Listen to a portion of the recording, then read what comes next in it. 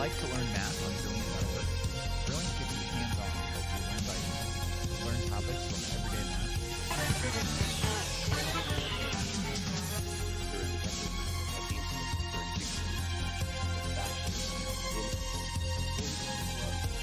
The Industrial Revolution. It's about Malthusian principles. So, warm, chair, looks like the sword.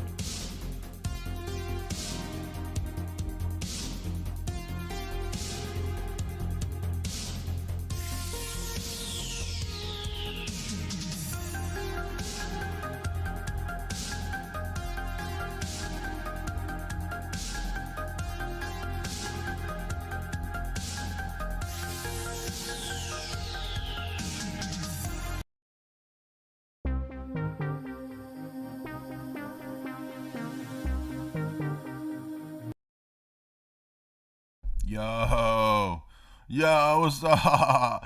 Yo, so glad to be back, man. I was in Luddite prison over there trying to crank up my 46K modem, 56K T1.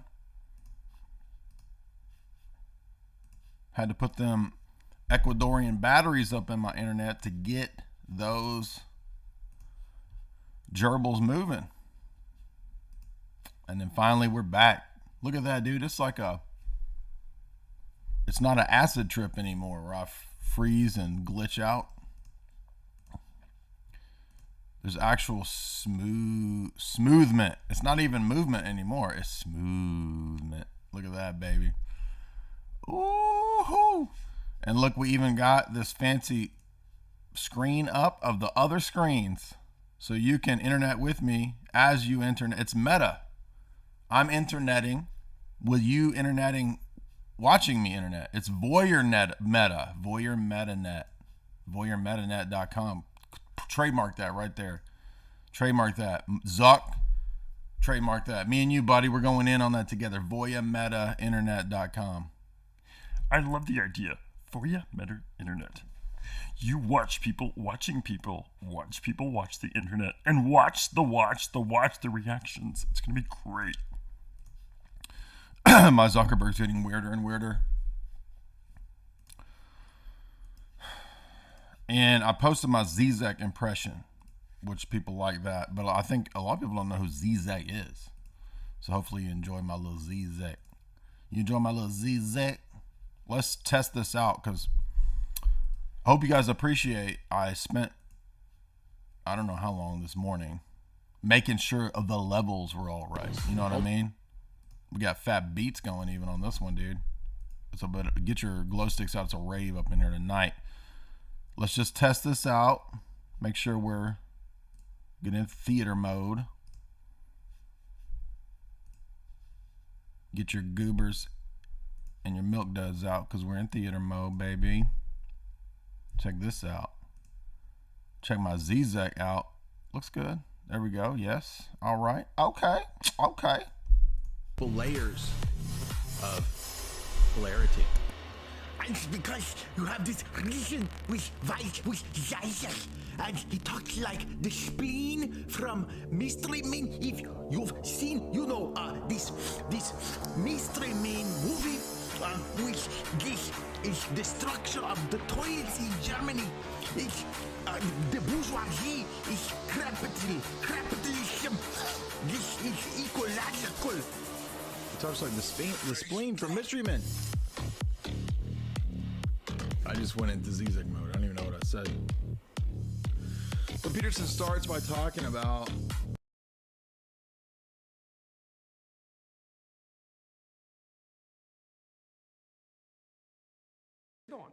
Is being sensitive to offence such a problem, though? Like, we would have previously called that manners.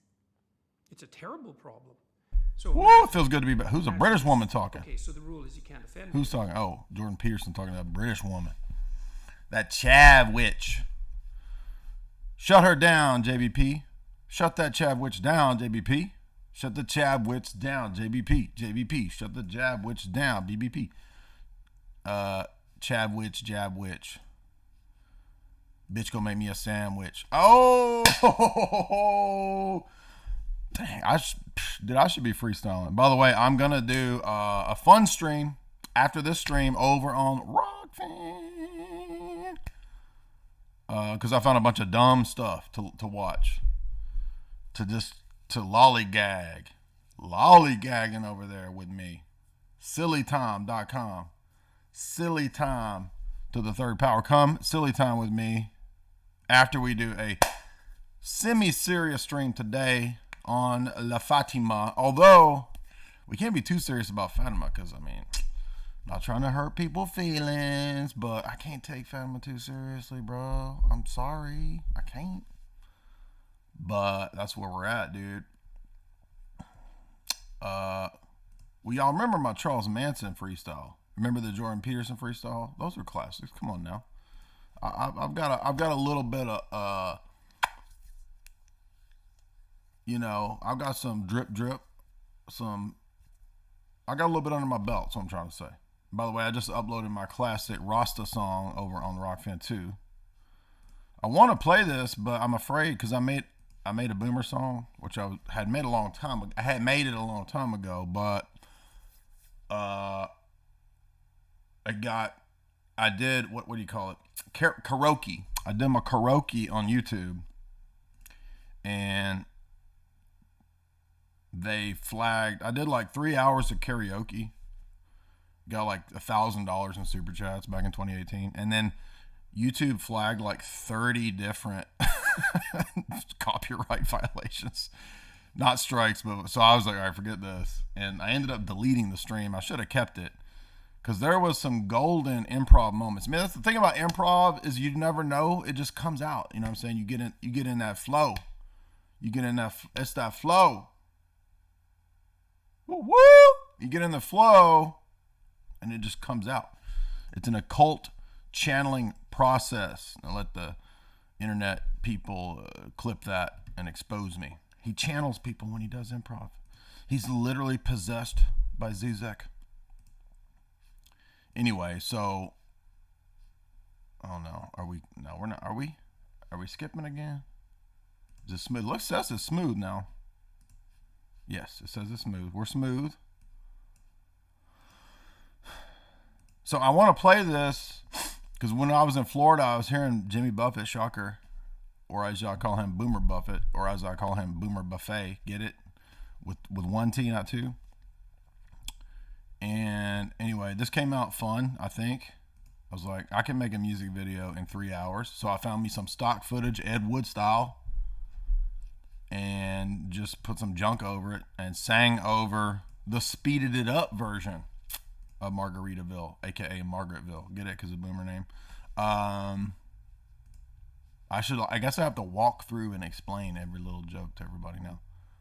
But I thought this turned out okay. So if you didn't see, it turned out okay for like, here's 3 hours, make a music video. That type of a thing, right? How funny can you be in 3 hours? So I got pretty out there. So if you go to Rockfan, you can go see that. And I'm just too much of a wuss to play it over here, man. You know how it is. But you know, my Rockfan banging baby, it's popping, is lit because we got 26,228, and we haven't even been on Rockfan in a year, dude. So I mean, we are like more or less shadow banned over here, I think, because I mean, the channel continues to grow, but I mean, it doesn't grow very fast like something like Rockfin does. I mean, Rockfin, within a few months, we had 20,000 followers. And I mean, it takes 2 years to get 20,000 followers on YouTube. So anyway, but yeah, so I moved this one over here. You all know this classic, right? Gonna make the world a better place, man. Kill the white people. Put them into the space. Remember this classic? Crazy white people like Nikola Tesla. He gonna shock you, tingle and put you in this space. Tesla space yachts. Put the white people on the space yacht. Make them fly up into space. Yeah, so if y'all didn't know, I released a reggae single that's out right now on BMI Records. I released my Charles Manson rap song that's out on Def Jam Records right now. Go watch that video. That's up on Rock. And there's my Boomer song there with Jimmy Buffett, aka Boomer Buffet. Then also, guys, if you wanted to see the full discussion that I had with my boy, quite frankly, we had a great discussion. Frank has me on every few months. We have a good time. I put that up on Rockfin as well. And also, Frank is over on Rockfin. So if you guys want to, sign up and get all of those awesome Bays creators in one place, the way Rockfin works, you get everybody. You get it all. It's a cornucopia of anti-dystopia. So going over to Rockfin, my channel is linked, as you can see there, in terms of the song, right? Link it again for y'all slow boys. We got a couple slow boys in the chat. Most of the people in the chat are the fast, up there in the numbers IQ people. My audience is known worldwide for being that high IQ class. But we got a couple slow boys, and that's okay. We love our slow boys too. Every Stephen King story has a big oafish slow boy that saves the day. Therefore, we love our slow boys as well. And so, yes, today we're going to get down to business. Get down to biznatch. We're going to talk about epistemology. We're going to talk about Fatima, signs and wonders. Why? Well, because, of course, Pope Frank is going to consecrate Fatima, or consecrate Russia to Fatima. Again, this is like the 70,000th Fatima consecration. But all of those other ones didn't count, right, as the trads always point out. And thus they have a Harold Camping style out when it doesn't come to pass. So, where are we at? What was I doing? So, man, this is so... Thank you, Fumples. By the way, yes, you can leave your super chats. Everything is up and operational, man. It feels so good to be back doing this classic style. With all of my beloved Chad nerds in the audience. We're going to go to my article that I wrote on Fatima some years ago. My view hasn't really changed on this. We're going to look at some text in Scripture, Deuteronomy. We're going to hear me plug my own stuff in an annoying way more and more still. And then we're going to get over here to these recent news stories about the Consecration. So, how are y'all today? What's up? Right, you can support the show via Super Chats through the Streamlabs. Look in the show description. There's the Streamlabs link. Where's it at? Now I can't find it. Join my site. Yeah, send Super Chats via the Streamlabs. Somebody said the other day, somebody uploaded the old JF debate back to YouTube, and they were like, why did this disappear from the internet? Dude, none of it's disappeared. Go to my Rockfin. All of my stuff is steadily being archived on Rockfin, because we all know our days are numbered, right? Who knows how long? Who knows? So you can go over to the Rockfin to see all that. By the way, I've noticed that people seem to really enjoy the commentary over the videos. Okay, so when I do the debate reviews, those get 20, 30,000 views. When I do, let's look at James White, Paul Washer, John Piper, Mark Driscoll streams, that gets 30,000 views. When I argue with people on the internet, it gets 15,000, which is good. So I'm going to be doing more of these talking over crap, that kind of stuff, right? Like, I didn't even know beautiful Tristana did this stream over here with Academic Agent, who I do not know. I don't think we've ever talked. Somebody said one time you should have him on. I don't know this dude. I don't know what his views are, but look at that. Beautiful Tristana's over there. And what I kind of laid out is, where I started talking about earlier, this idea of the revolution being the result of the worldview that became so prominent in the West. Look at this bald guy. What an idiot. He's over there with no hair, but all of his hair is on his beard area, and look at his dome, it's bald. Look, there's no hair. What's he doing? He's talking about diet. What a loser. Right, so that's what I'm going to be doing. Making fun of videos like that. But anyway, Go check this video out because I didn't even know there was this video. What is academic agent's view? Does anybody know his views? Foundations of logic, foundations of rhetoric. Purchase his trivium. But he sounds like he's got a British voice, so I automatically don't trust him. I'm just joking, y'all. That's just jokes. Question is, does he have British teeth to match that British voice? And by the way, I can make that joke because I got one British tooth that's in rebellion against the rest. Fall in line there. Oi, rebel tooth. Fall in line there, mate. No, and now I'm going to, that's Australian. What am I doing? Where's my Cockney at? I gotta get cocky to do the Cockney. Bloody fucking foot. Whenever I think I want to do the Cockney accent, I just think of Noel and Liam Gallagher and how when MTV would play videos of interviews, they would have to transcribe it because nobody can understand what they were saying. It was like, fook, fook, fook. What the fook? What the blue? What the fook? So, anyway, what the fook is up with academic agent? What is this guy all about? And you notice that I wonder if there's some kind of hot gossip going around. Like, people, the internet must be saying I'm mean or something because I'm not getting invited on shows. Am I mean? Maybe I'm mean and I don't even notice it. But I'm also noticing that the internet doesn't understand jokes. And I didn't even know this till one of the blessed beloved mods on the Discord. What is it called? Poe's Law? I'd never heard of this. Poe's Law? That something about the internet can't understand satire.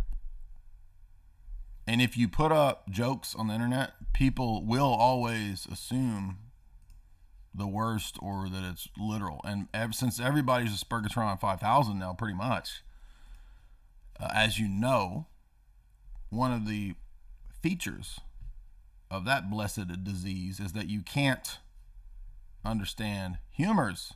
Everything is like literal.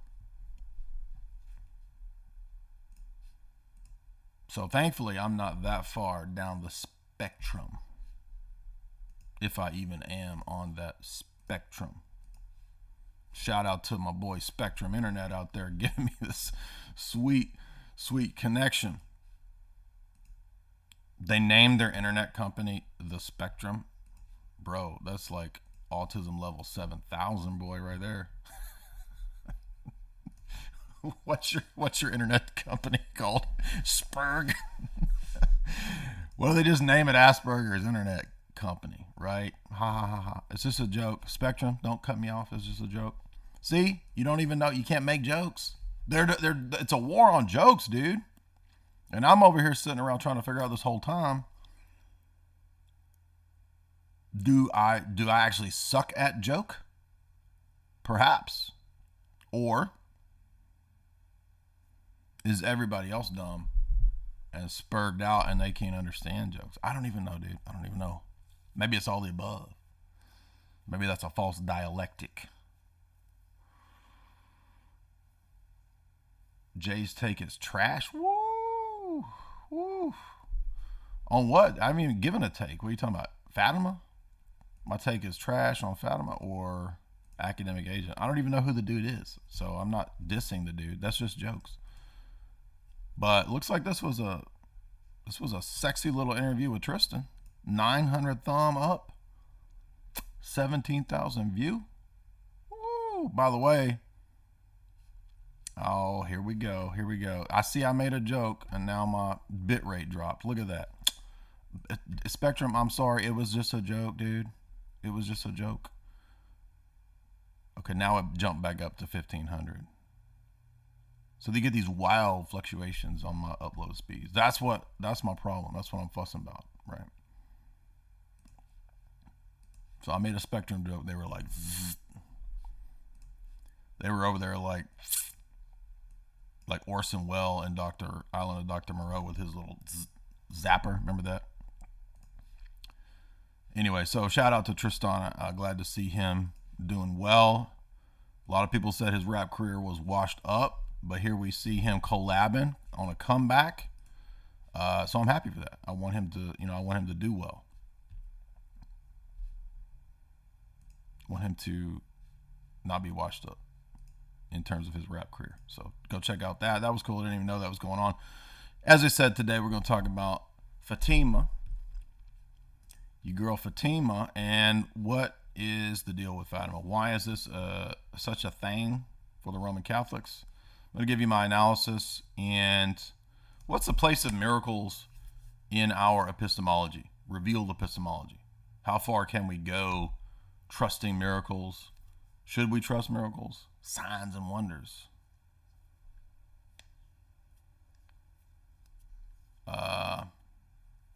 I keep thinking back to Pat Robertson, right? Put your hands on the screen. I feel somebody's got gout. Put your hand on the screen. Signs and wonders, right? Signs and wonders are the currency of the con man. But certainly we wouldn't say that all signs and wonders are cons, right? That wouldn't make any sense. That would go against Scripture. So let's take a look at that, see where we're at, and we'll look at some text. Let's get into it. By the way, you can support the show by leaving your super chats via Streamlabs. Streamlabs link is right here. Not going to have any call-ins today. Not going to have any internet people up in my grill today. But there's a super chat link to send a super chat, and I'll answer your questions.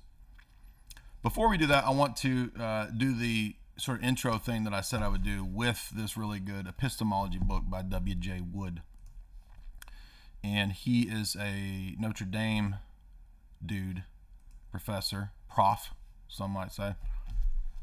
And the reason I like this book is, now at first I thought he was evangelical. I don't know what he is, but he got his PhD at Notre Dame and he teaches at Wheaton, which is a evangelical school. But whether he's a Catholic or evangelical, this introduction to epistemology is really good. And we get this question all the time. What's a good introduction to epistemology? Now there's a more technical textbook that's by Bonjour, the green one. And the Bonjour text is good. That's fine. Nothing wrong with that one. We recommend that one a lot too, but it's a little more technical. This is a little more readable for kind of like people that want good analogies and examples. And so I was really impressed in the first several chapters with many of his examples and analogies. And he's actually beginning the book by making one of the points that I always end up making, which is that you can't really separate your epistemology from ethics. Epistemology is always going to have some normativity, some ought involved. And as you guys know, in the last couple of weeks, we've done a few analyses of is ought problem. We did the Two Dogmas of Empiricism paper by Quine, and we looked at Jordan Peterson and your boy Samuel H. Harris. No. Gosh. Well, we talked about, gosh. I'm trying, my Peterson's going away. I'm going to have to work on that because I was working on my Peterson the other day and it sounded like I was getting it pretty good. Now it's screwed up again. I don't know. I have to work on that. I've just been like browbeat with how many other people do. Like Gooster does it perfect in the Discord, and Jim Bob does it perfect, and I can't beat their JBPs. So let's get into epistemology, and he begins by talking about why is it that we are concerned with this? Well, epistemology is it's the study of knowledge. How do we justify or give an account of our beliefs? Should we give an account of our beliefs? Can we give an account of our beliefs? Is this something that was a feature of the ancient medieval world that we just can't do anymore? Like Quine says, we kind of give up this project, right? It's a impossible task. And so when we talk about reasoning, giving good reasons for beliefs, that's clearly involved in the process, for example, of debate, right? So when you go into a debate, you're debating somebody, you want to give a good basis for why you believe what you believe. And why would that be? Well, so we often talk about justified true belief, JTB, in the classic sense of what it means to justify a belief. And then more recent philosophers and epistemologists have sort of built on that given other criteria like the Gettier problem, that it also has to include, at time t, without there being a coincidence, right? So you might coincidentally get something wrong or get something right, and that still wouldn't count as knowledge. But that's not really what we're going to be focusing on heavily today. We want to get to just sort of the overview. So we want to have good reasons for our beliefs and not just any reason for a belief.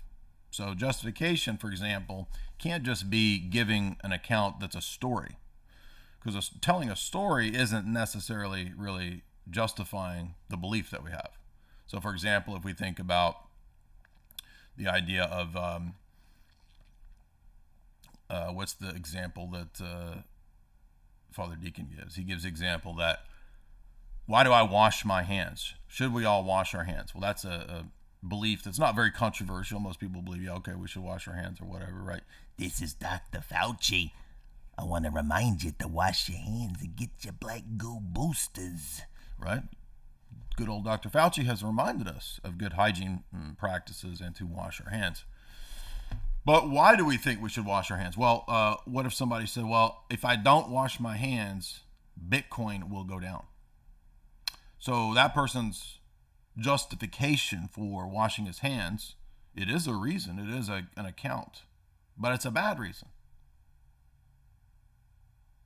Okay, excuse me. Greedo is our resident Discord Jordan Peterson impersonator, not Gooster, my bad. So that's not a good reason. Even though it is a reason, it's not a good reason for that belief to wash your privy parts, to wash your hands, you filthy pig. Likewise, I've given the example of, do you believe that it will, the sun will rise tomorrow? Yes, I have a belief that the sun will rise tomorrow. Why do you believe that the sun will rise tomorrow? Because I had a dream last night that Lando Calrissian appeared from the Millennium Falcon and told me in my dream, Jay Dyer, good old Jay, hello, what have we here? The sun will rise tomorrow, don't fear. And that's what Lando told me. And so that's my reason for that. But so see, I have a reason, and the sun, lo and behold, the sun rose today. Boom, justified in my vision of Lando. That's not a good account. That's not a good reason. It's a reason, but not a good reason. So we want to have good reasons for our beliefs, not just reasons for our beliefs. And one thing I want to address in that regard is that we keep hearing the atheists today out there, they keep resorting to this answer that they think is an answer when you ask for an account or justification. Literally like 90% of them can't do this and they don't get it. Even the Roman Catholics started. Trent did the same thing, right? When I ask, he did a similar thing. He didn't do exactly the same. But when we ask, for example, atheists to give a justification for moral claims, they will say, well, you see, from the soup of goo of primal origins, we just evolved to have morals for an evolutionary advantage. That's telling a story about how you think morals came about. That is not giving a justification for morals. That is a repeat of the is-ought problem. The fact that you think, let's say for the sake of argument that was the case. I mean, I don't think that's the case, right? Let's say for the sake of argument that was the case, and then you believe that that's what happened. That's a state of affairs. That's something that is. How do you get to ought from that, bro? That's a unjustified leap. See what I'm saying there? See that? That doesn't work. And yet so many of the atheist materialists, when we ask for justification, they think it's just telling the story of how it originated. The story of how something originated is not just, it doesn't give us a good reason to believe that it's true or that it should be followed or that it's normative, right? Especially in the domain of ethics, which is what we're asking about. So Jay Wood's book is great because he begins the book by talking about, hey, look, one thing that's been abandoned in modern epistemology and philosophy is the idea that there's any connection between epistemology and normativity or ethics. And he says, but if you think about the way the ancient and medieval world viewed, even though they didn't really have a developed discipline of epistemology, they did talk about the doctrine of knowledge, but epistemology as this really precise, focused, first principles discipline is an enlightenment attitude, right? They still had a doctrine of epistemology, which meant that thought had to conform to being. Thought has to conform to reality, right? And so, in other words, you can't separate your doctrine of truth and epistemology from intellectual virtues. Intellectual virtues. And this is a great chapter in this book, which I recommend if you want to get into this, about the intellectual virtues. And he begins by saying, if you look at the Orthodox worldview, I'm going to say Orthodox, he's talking about just the Christian worldview, but the Orthodox worldview, right? Paul says in Romans 12:3, do not be conformed to this world, but be transformed by the renewing of your minds, Romans 12:3. So we know that there's a mechanism in Christianity which reorients our paradigm, or it's supposed to, so that we don't operate on the operating system of the world. Paul, for example, says, the natural man cannot receive the things of the Spirit. For example, we're told, do not be blown about by every wind of doctrine, Ephesians 4:14. We are told that in the latter days there will be men going about with teaching unsound doctrine. Men will have itching ears. Got freaking lice up in their ears, itching on it, nasty ears, itching ears, like dogs doing that mangy thing they do. And they will accumulate for themselves teachers after their own fleshly desires, he's saying, and they will turn away from the truth. So in other words, integrity, the presupposition for approaching an orthodox phronema or epistemology is repentance, integrity, and the love of the truth. Now, in the secular world, is there any idea or doctrine or necessary connection in the way they operate typically that you should not conform to the world, that you should not lie, that you should not fudge your statistics on your climate doctrines, that you should not fudge your statistics to prove that we are supposed to eat the bugs? You will eat the bugs and you will like it, right? Not really, because there's no in their view, there's no necessary connection between ethics and epistemology. So there's nothing that really should keep you from fudging your stats, right? Taking money to tweak your studies for Gil Bates or Uncle Klaus or whoever. So he says cultivating the virtues is a developmental process that takes an entire lifetime. And he says even some of the secular psychologists have noted this when it comes to infant development, that, just as an infant, for example, learns more and more his motor skills and functions and whatnot as he grows older, so likewise, humans, as they grow, we have to cultivate the virtues. And some of the virtues are intellectual virtues, such as loving the truth. In other words, if I don't love the truth, if I don't have a pursuit of truth that's in honesty, that has integrity behind it, if I'm not seeking integrity in pursuing the truth, then there's not really any reason why I would obtain truth, given the fact that I'm essentially saying, yeah, but I can lie too, right? As long as I achieve my ends, it doesn't matter whether I tell the truth or I lie. But this really becomes destructive to the whole process of epistemology if there's no longer a normative obligation to seek the truth. Think about in science, right? Do I have to seek the truth in science? Oh no, let me just, I'm going to make up, right, all the data to confirm my presuppositions. Now again, we've seen that this actually goes on in so-called science, right? The scientism world, science, right? Because it's bought, big ag, big all of that, pays for my science, in the scientism. And that's because, of course, when it comes to secular philosophy, secular so-called science, there's no such thing as a pursuit of wisdom or truth connected to knowledge. In fact, wisdom, that doesn't matter, right? It's pure knowledge, pure gnosis, without wisdom. Wisdom is the proper use of the knowledge that you have. Just having a bunch of knowledge. We live in the information age, right? Knowledge age.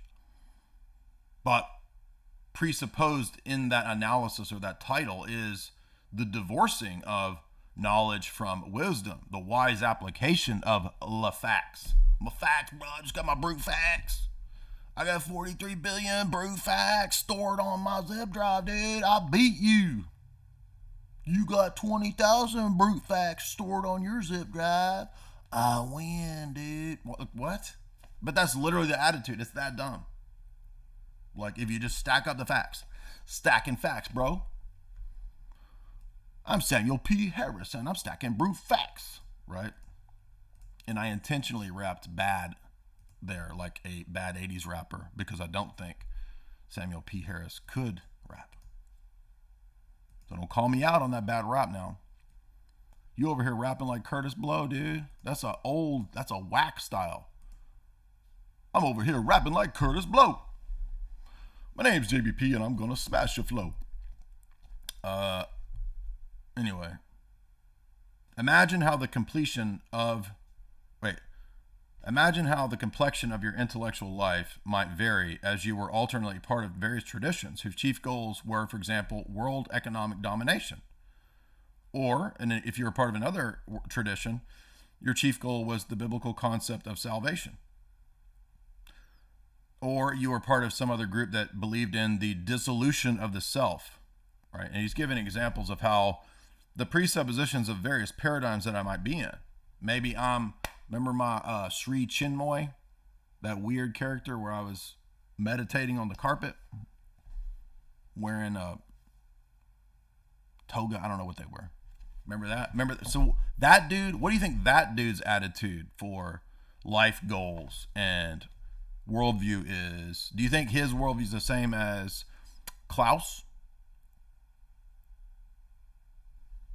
No, I think they have very different worldviews. And I'm not saying that, that makes the yogi dude the good guy and Klaus the bad. No, I'm saying they can all be bad, right? But I'm saying that Klaus's worldview is going to be motivated by achieving the ends of world domination through corporations, economic warfare, psyops, et cetera, right?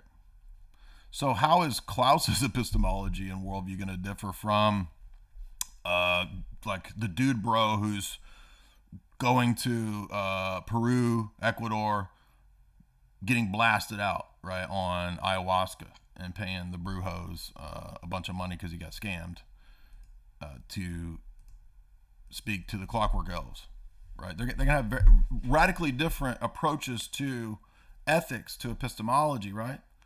For Klaus, the epistemology is whatever the power is.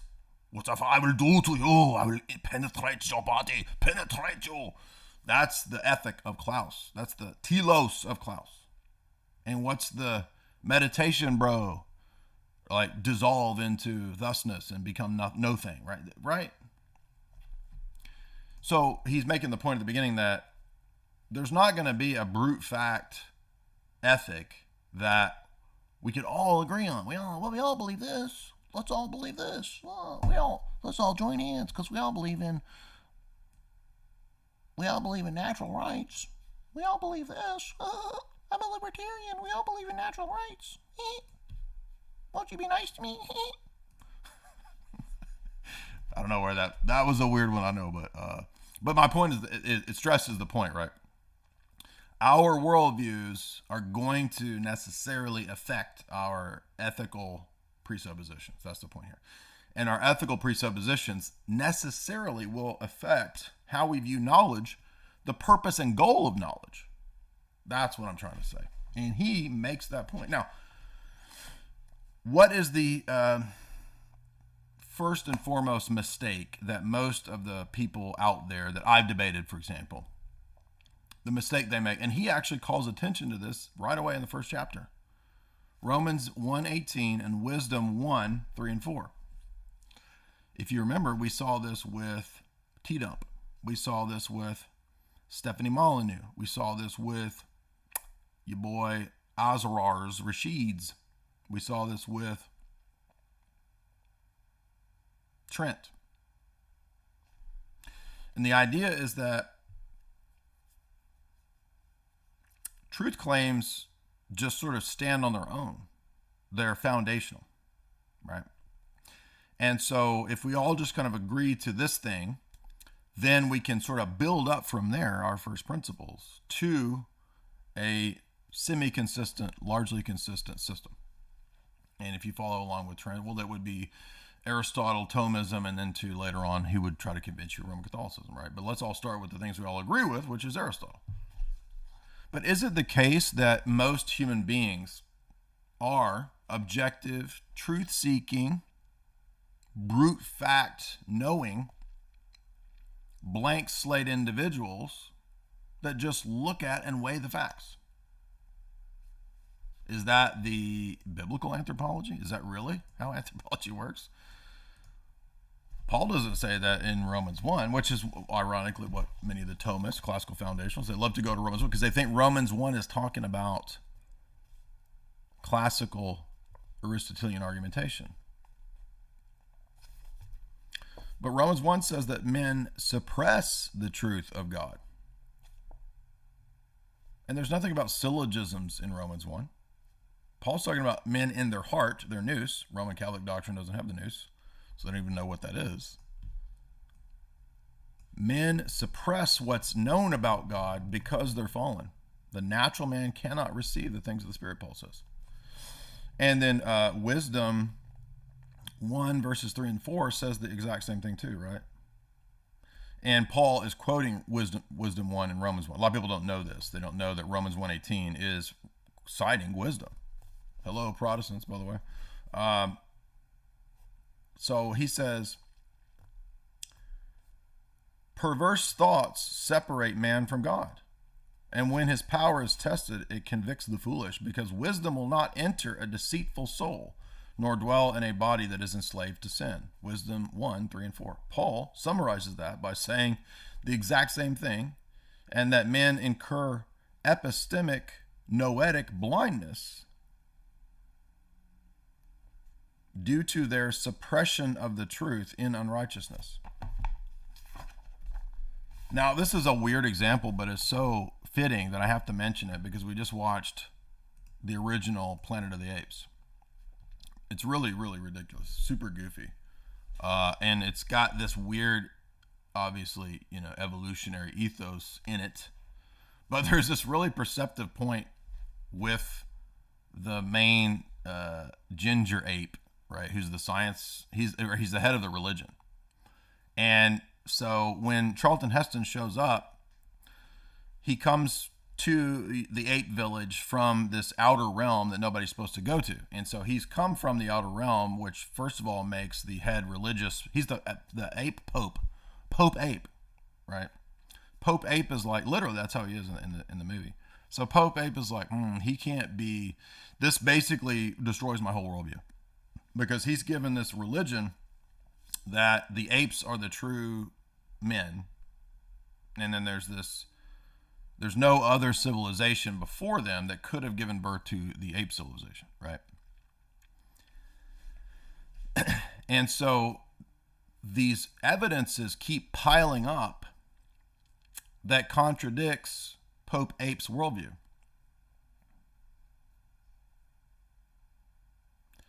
And the point is that there's no single piece of evidence that totally disproves or discounts Pope Ape's worldview. But Pope Ape actually knows, we find out at the end of Planet of the Apes, the whole time, that Charlton Heston has to have come from another time, and that it proves an older, more ancient civilization. That's the parent civilization of the ape civilization, right? So it basically destroys his whole paradigm, the very existence of Charlton Heston. So what does he do? Does he simply look at the facts, stack up the facts, and admit through the proofs of science, right, his error? No. He continually suppresses the truth, reinterprets, and copes against the facts, against the evidence. If you want the best example of the principle that I was arguing in all of these debates about epistemology, it's this. Go watch Planet of the Apes and watch how the Pope Ape does this. And then finally Charlton Heston catches on. He's like, wait a minute, so you've known the entire time? You've known? Get your hands off me, you damn dirty ape. Right? He says this. He realizes this. And the Pope Ape is like, I'm going to kill you. You're a threat to our civilization and you should die. And I don't care that it's not true. And so at the very end, when they get into the cave and they find the old human burial ground where there's all these human instruments. There's a doll, right? Even then, he's still reinterpreting the evidence to fit the Pope Ape religion paradigm.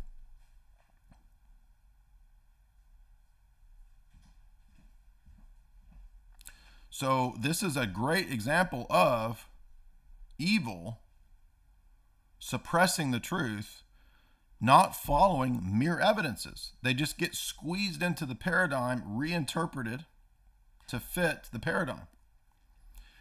Remember what Hegel said this, right? If the facts contradict my system, then the facts be damned. That's a great example of how humans actually work in their secular natural state in terms of epistemology. Now, it doesn't mean that we don't go to the Calvinist extreme and say, oh, well, all they do is lie, right? All they do is suppress truth. Constant, every action is sin and lying. No, that's the Calvinist, crazy, ridiculous extreme. But the point is that when it comes to the paradigm as a whole, when it comes to religious truths, there might be bits and pieces that they can get right, but the natural man cannot receive the things of the Spirit, Paul says. They're foolishness to him. What? Resurrection? Trinity? What do you think? Right? God created the world. Doesn't make any sense. It's foolish. And there's a great example that W.J. Wood gives from C.S. Lewis's Space Trilogy, the third volume, The Hideous Strength, which is a really prophetic dystopian novel, right? The whole trilogy is. I'm done with the first one, which I really liked it, so I intend to get to the second one, third one. It sounds like the third one's going to be really good because you have the main character there who is recruited into the Illuminate Confirm. Like literally. So you wonder why the Christian dystopian films haven't been made. It's because they're too accurate, right? So his dystopian film will never get made, or story, right? The Space Trilogy. You'll have infinite incarnations of Brave New World in 1984 because they're more or less, kind of secular. I mean, they're very accurate, but they're also hopeless stories, both of them. But in Hideous Strength, he talks about how the main character, Mark, is recruited into NICE, the National Institute of Coordinated Experiments. So he's recruited into a scientism cult that had this guise of, we're an international scientism clique that's going to create a one world government and we're going to have to kill everybody to do it. Literally. So it's about dysgenics. And he makes the point of using Mark as a preeminent example of the average fallen man who craves acceptance, craves adulation, craves to be part of a group, craves to be adulated, right? And because he had that weakness, he was a perfect recruit for the Illuminate Confirm, for NICE. And then eventually in the story, he realizes what the real designs of NICE are, which is to kill everybody and create global government, etc., right? This is reality, okay? And then he was like, wait a minute, this is, whoa, right? And then there's this point in the story that Dr. Wood talks about where he has this realization. And it's like, well, wait a minute, if I'm a science man, why did I not see any evidence that NICE was an evil organization, right? How did I not see that this was Spectre, the Illuminate Confirm? after all these years. And then it's like, oh, actually I did see this. There was mountains of evidence for this. But he said it didn't fit the paradigm that I had chosen and the end goals that I'd chosen. And so I had an active desire, or even perhaps an unconscious desire at times, to suppress the truth about what I had actually done and what I had joined. This is perfect analysis. This is like genius level fallen man psychology. Similar to, I mean, it's a different point about ethics with Notes from the Underground, but Dostoevsky has the same point about how man's problem isn't a lack of facts. It's not a lack of knowledge. If it was, why is there an evil genius? The evil genius archetype shows that humanity's problem isn't really that. It's a problem in his heart, right? The noetic faculty. Yeah, so in other words, I'm still getting the wild fluctuations. That's why it's choppy. I don't know why. I don't know what else to do. I mean, I dropped from 400 upload to 2,500 to 400 to 3,000. I mean, it just, I don't know. I mean, at least we're live streaming. So that's better than what it was last week. So last week we couldn't even live stream. So I don't know, man.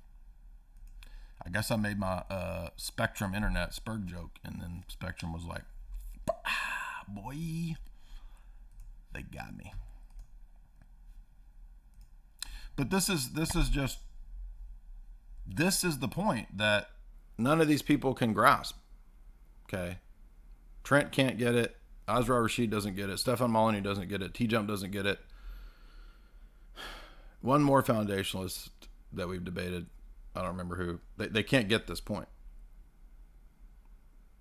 And they'll say things like, well, but people convert from miracles and evidences, so therefore evidentialism. That's not a justification. People can convert for all kinds of reasons. You can convert for bad reasons. Dude, I just saw Kanye have become a Christian. I'm a Christian now because Kanye had become... That's not a good reason to become a Christian. So just because something is pragmatically effective doesn't mean that it's a good reason. Right? That's silly.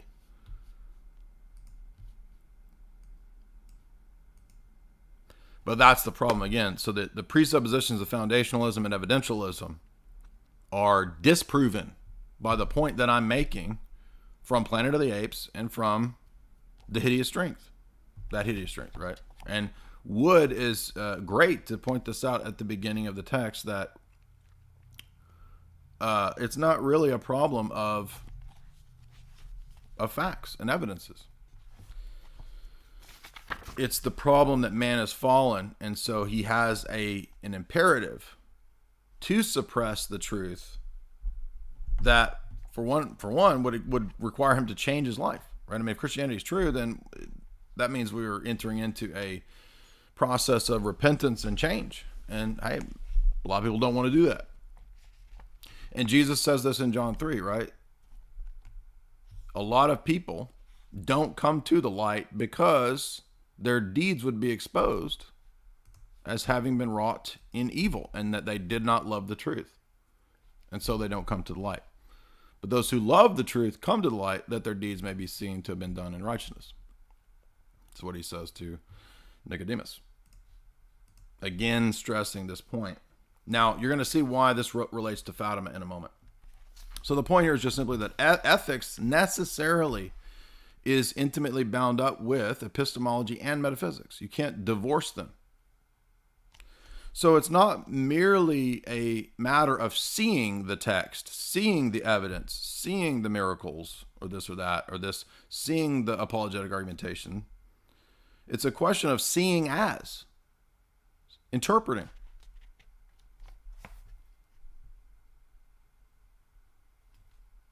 And thus he makes the point that there's a web of beliefs. So to go back to the C.S. Lewis character, Mark, who was recruited into the Illuminate Confirm, saw the evils of this organization. He was up there with Klaus hanging out, and then he changed his mind. He repents. On the contrary, Mark's problem is not that he lacked evidence. Indeed, the brief narrative suggests that his belief and the justifications formed for him a rational, coherent system to believe.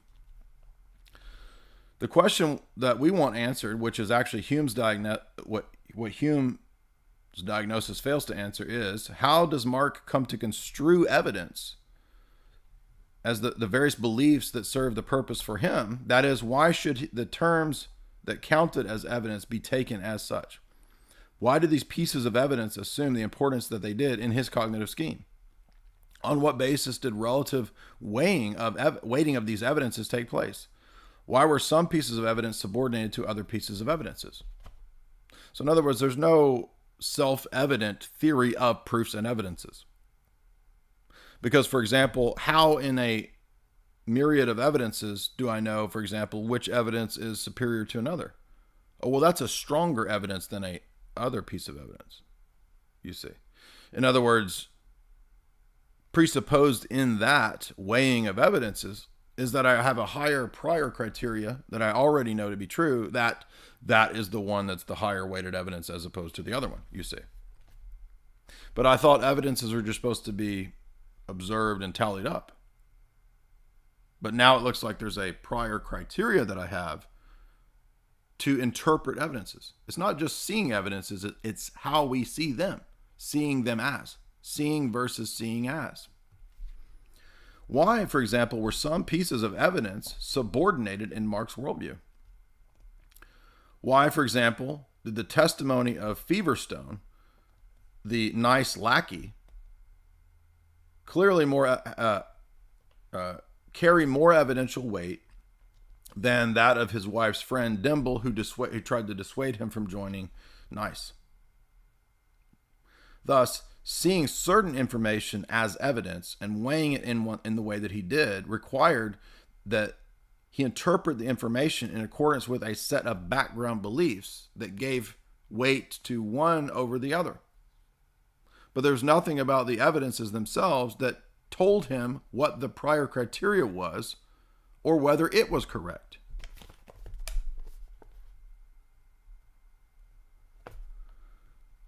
Thus, the advice that we have from someone like Hume to just look at and follow the evidences leaves unmentioned the role that moral and intellectual character plays in the process of belief formation, specifically in influencing what we see and count as evidence, along with what is significant for us. That is the point, for example, that none of the people that I've debated understand. So I would literally say, bros, go watch Planet of the Apes. Does it look like the Pope chimp is just following the evidences?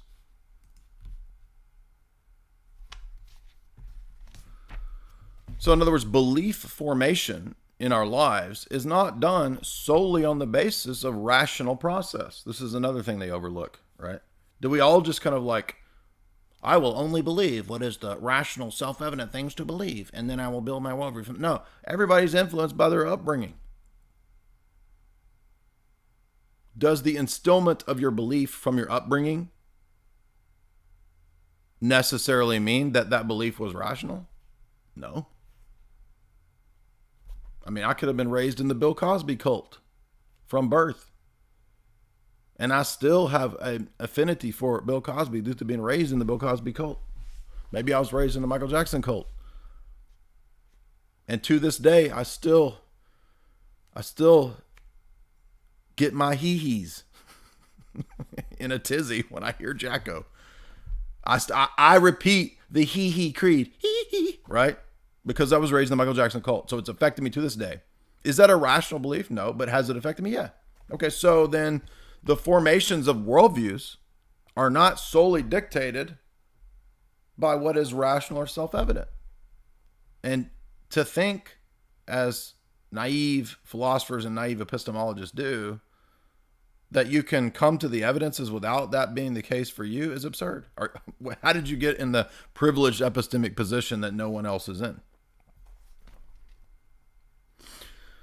There's another interesting point that a lot of people never think about that Wood raises, which is not only is this ultimately about epistemic holism and that our views are holistic and that we derive our beliefs not solely on the basis of reason, but also from upbringing. But belief formation can also be blurred or disfigured, or we can come to stupid, wrong beliefs because of being lazy. Yes, laziness is an academic or is an intellectual vice. It's not just laying around, right? That's not just the only way that you practice laziness. You can be spiritually lazy, be intellectual lazy, right? So if I can be intellectually lazy, perhaps that will affect my worldview. I mean, we see this in the apologetic sphere all the time. Let's say there's going to be a debate, me versus soy atheist 6969, right? The famous YouTuber, and we're going to have a debate, and he says, so like, dude, like, what's your worldview or whatever? Like, how do I find out like what your arguments are? And I send him the Russ Mannion paper, and he says, so like, okay, here's a thread on Reddit. This is like my arguments or whatever, right? And he decides that night before the debate, I got in over my head, right? He's over there rubbing his Funko Pops, right? He's like making wishes, rubbing the heads of the Funko Pops. He has the Russ Mannion paper printed out. It's already got a Mountain Dew stain on it, right? It's already got Cheeto dust on it. But he decides, I'm not going to read it. I'm going to play Fortnite. And I'm going to quickly go over here and watch a video from atheist Skittles Man 6969, his favorite YouTuber, who has done a 3-minute refutation of transcendental argument, right?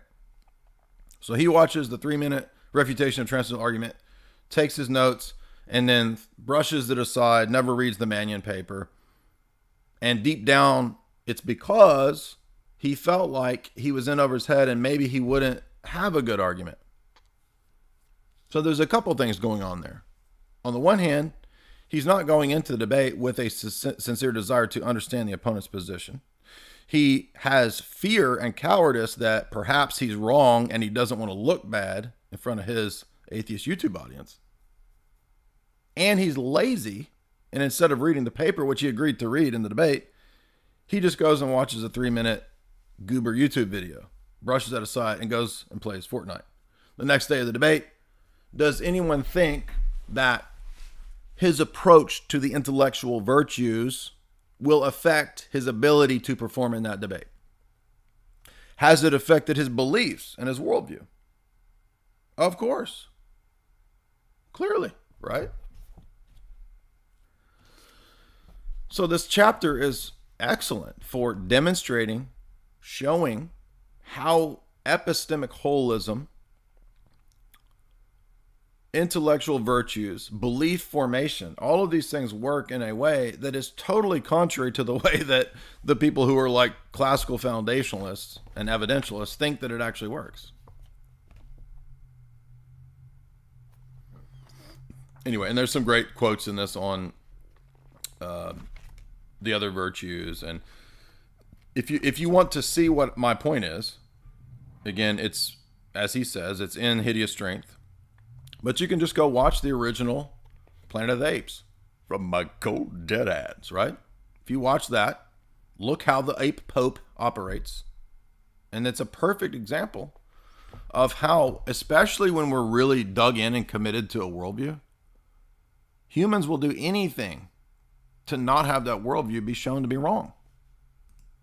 And this shows that they, contrary to foundationalists and theory neutral proponents, humans do the exact opposite. Right? So it's like they're trying to do epistemology without taking into account the fall, which is weird. I mean, are you a Christian or not? Right? If you're a Christian, you can't do your epistemology without the doctrine of the fall. And isn't the fall going to affect the way that you debate? Isn't it going to be applicable to the atheist that you're debating, which you believe is fallen and not yet redeemed? Right? Clearly. So I remind you, we're going to move on then, having made these points, then to look at evidences. How do evidences then factor into this?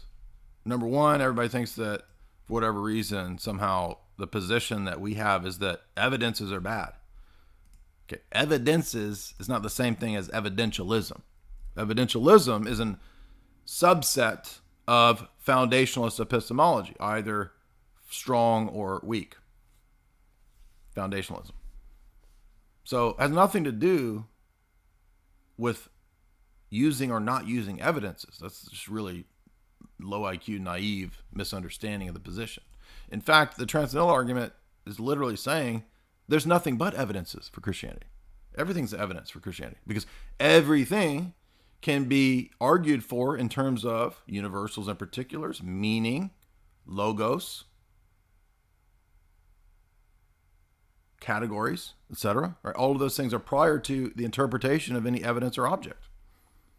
So it's not just reading text and seeing text as, or reading miracles or interpreting evidences as. It's everything is reading and seeing as, because that's how it works. That's how humans operate. And there's countless arguments to show that there's no brute facts. The myth of the given, you see. So go watch Planet of the Apes, bro. Then he goes on to make a really good point about how, let's take another example of how you can't divorce ethics from epistemology. And he says, what about humility? I mean, isn't it the case that in many areas we've all been wrong? Right? So let's say we're not talking about worldview, grand, big God debate, right? Let's say we're talking about, I don't know, geopolitics, right? Maybe at one time I love George Bush. He's the greatest Christian conservative man on the planet. And then 10 years later, you're like, oh, dude, bro, red pill, your eyes are glowing, right? Bush, skull and bones, evil, right? Big 9 event, right? Let's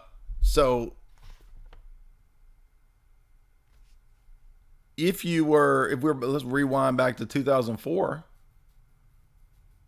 and you love George W. Bush, right? And then you're confronted with all of these facts and evidences and arguments and so forth that, hey, wait, maybe actually he's not a good person, right? He's not a humble Christian loving man. You were at a crossroads, right? So you could be like a boomer, as an example. Don't get mad, boomer. It's just an example. Because when I remember arguing against Bush back in the day, 2003, 4, 5, and all the boomers automatically assume I was a Democrat. I'm like, I'm not a Democrat. What are you talking about? You don't like Bush, you must be a Democrat. You must be one of them Osama bin Ladens. Or all this. What are you talking about? Nothing to do with that. Like, can I argue this on the basis of the facts and evidences about Bush himself, right? Not saying there aren't facts and evidences, right? No brute facts. There are facts. There's no uninterpreted brute facts, right? Well, in this situation, it would require a degree of humility to say, hey, wait a minute. Maybe I've been wrong about OW. Maybe I've been huffing on his mustard gases too long. Some mustard gases. Jakarta, Karachi, Baghdad. Right? Now, a lot of boomers were like, oh, you're just repeating Democratic talking points. Bush is a good old Christian conservative. Right? Now, I'm from the Bible Belt. Okay, so if you debate this stuff in 2003, 4, 5 in the Bible Belt, you're going to be ostracized, right? But the point is that at that fork in the road, one had to either embrace a degree of epistemic humility or double down contrary to the incoming barrage, machine gun barrage of evidence, as you see. To seek the truth and to avoid error and to identify what behaviors ought to be in the evidence, if our chief cognitive goal is to secure truth, will function to determine how we go about evidences. Virtue and non-virtue approaches to epistemology, thus, are earnest in their efforts to figure out the nature of human learning. Both of these are interested in what one must do to believe rationally and to avoid breaches in the canons of good intellectual conduct. The goals of contemporary epistemology can, without too much difficulty, be integrated with the concepts of pursuing intellectual virtues. For example, the desire that one be justified in one's beliefs seems to indicate an aversion for folly and a wish to avoid the vice of gullibility.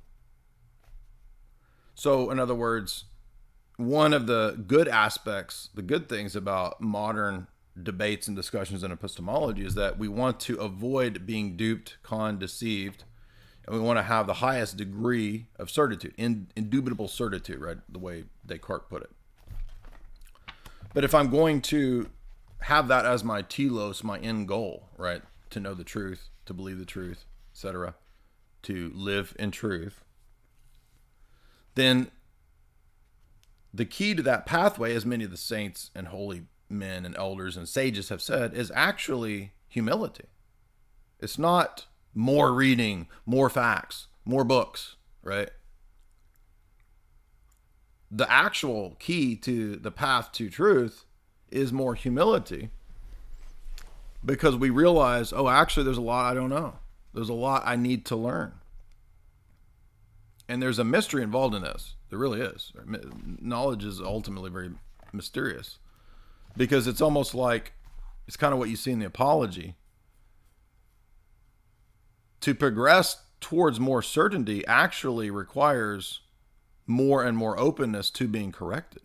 And you think, well, that sounds counterintuitive. Shouldn't I double down and convince everybody that I've never lost a debate, I've never been wrong, right? Well, that's actually not accurate. Demonstrates psychological weakness, emotional weakness, because there's nobody who's always been right. That's ridiculous. It doesn't exist. I don't care who you are, especially if you go into academia, and especially if you're having to do philosophy, history, any of the academic scholastic disciplines, you're going to find out you were wrong, and probably wrong in a big way on several things. That's part of the journey and the process. Now, a lot of people hear that and they think, oh, well, then we can never know anything. The opposite extreme must be the case. And I must always perpetually be in self-doubt. No, it doesn't lead to that either, because, again, there's a mystery involved in this, which is that the more humble that you are, the more you actually attain truth. That's the teaching of the saints and the elders. That's the mystery here.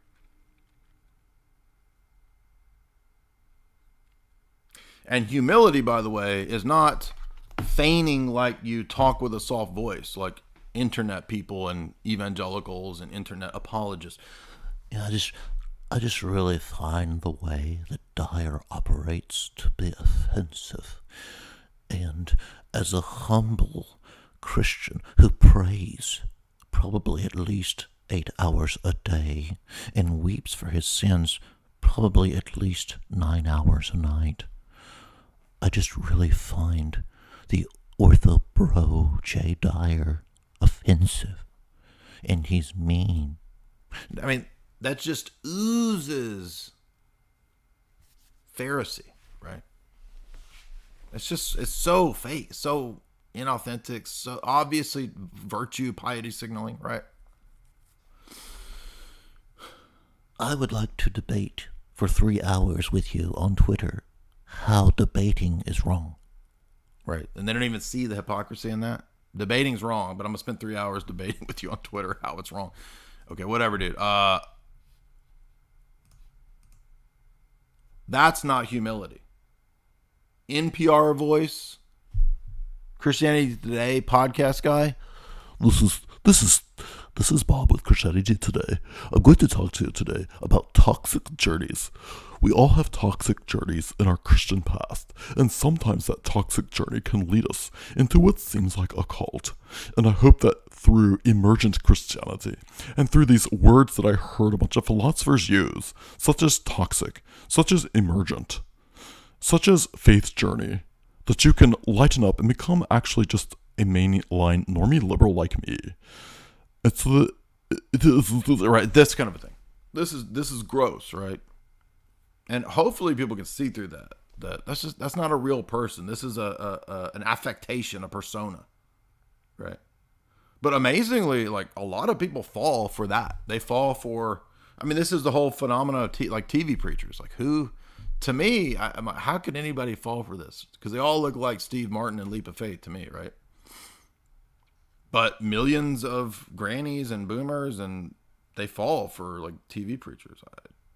I don't understand. It's weird, but that's not humility. Humility is not the tone of your voice and NPR psyops.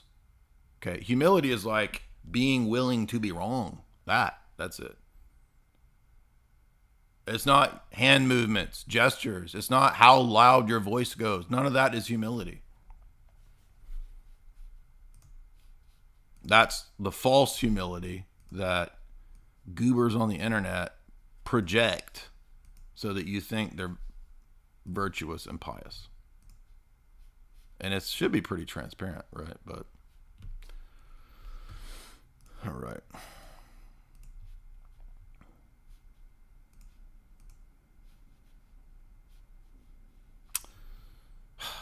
All right, so again, hopefully we can maintain at least a good of enough stream to... Let's move on to Fatima now, because what I want to get into is this.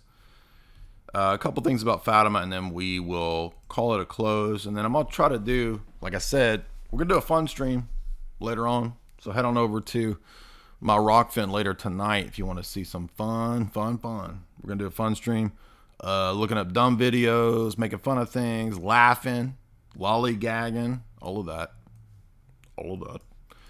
And you can sign up over on Rockfin. It's free to sign up. A lot of times the content then goes into the premium mode if you want to watch it later. There is the super chat, which I'll be taking super chats here in a minute.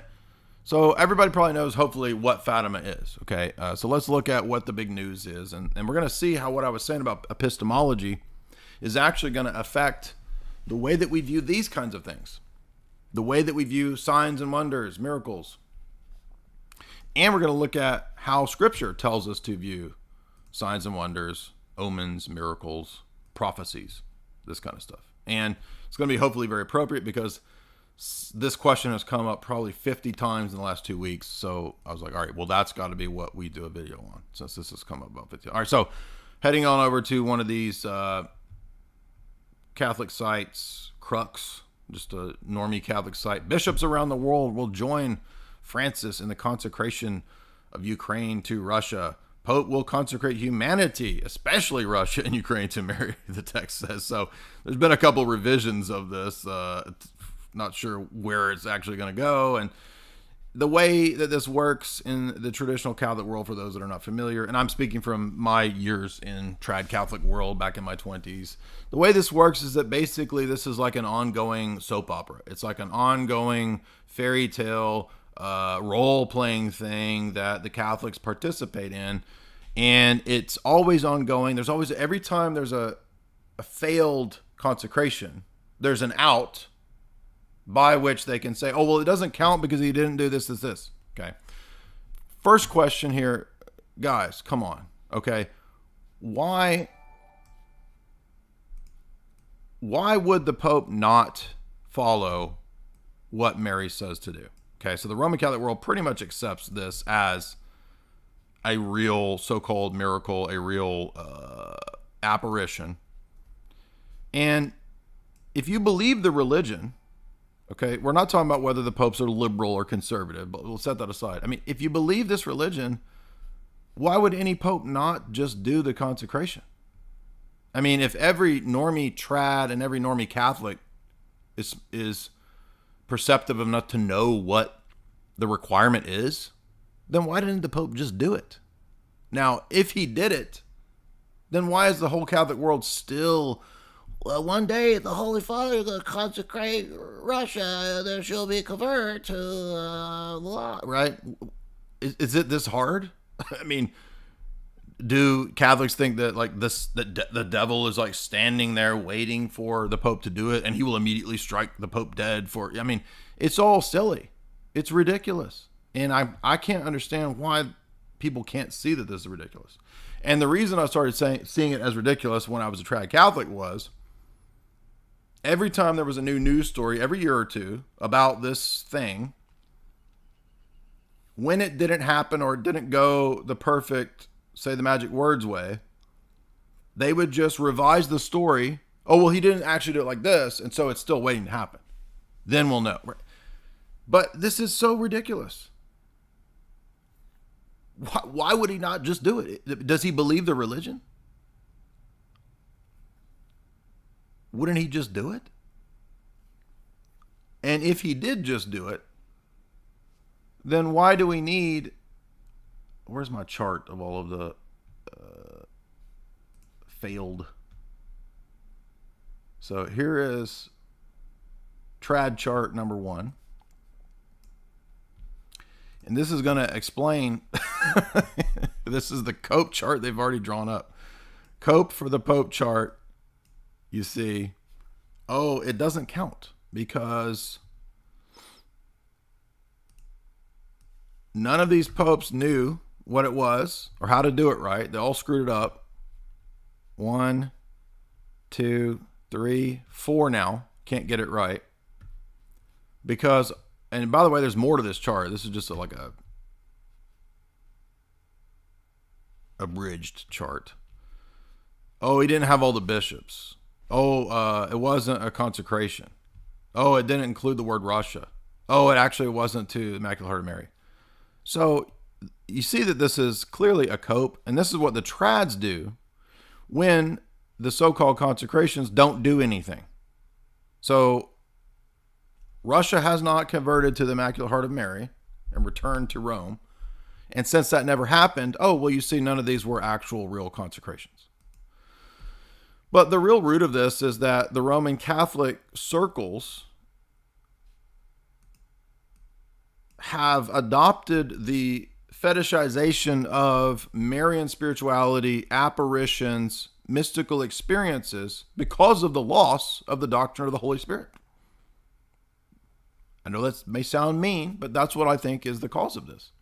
So because Rome adopted heterodox Trinitarian theology, what St. Photius calls a dyad that subordinates the Holy Spirit, what St. Gregory Palamas repeats as a dyad heresy in the Apodictic Treatise on the Holy Spirit, which subordinates the Holy Spirit, the result would be the replacement for the role of the Holy Spirit in the religion with fantasies, vision, dreams, apparitions, weird manifestations of saints claiming to get spiritual orgasms. I'm not joking.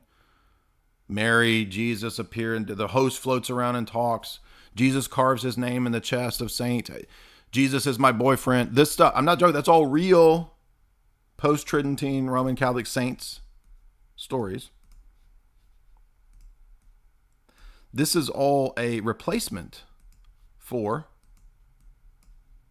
the loss of the Holy Spirit in terms of the life of the church and the sacraments and the grace and the balance of the theology and the doctrine of uncreated grace and theosis. Because only the Orthodox Church has the correct doctrine of those things. Rome does not. I'm aware that they use the word theosis. I'm aware that they use different terms. Okay? That doesn't mean that the doctrine is the same. Mormons use the same terms. Mormons believe in divinization.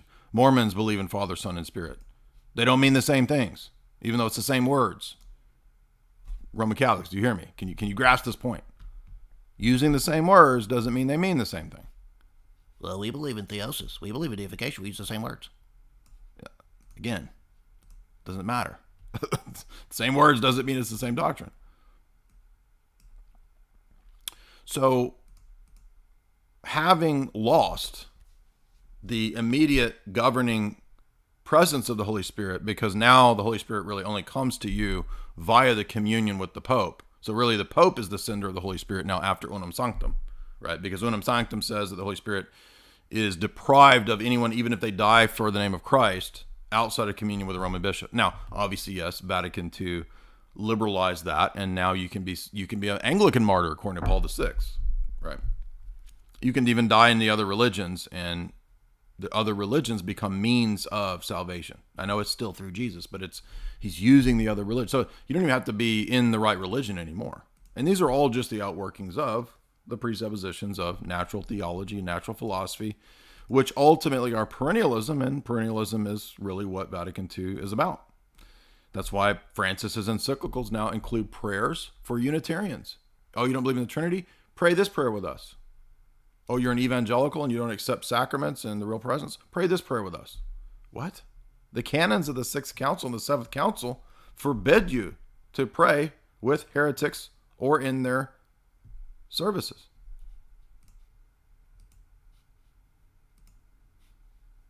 Now, so Fatima, of course, as everybody assumed knew. I'm not going to go into the history of Fatima because I think everybody knows the story of Fatima. Now, I would invite you, if you are not aware, to look up the history of fake news, right? Fake news didn't begin with Donald Trump.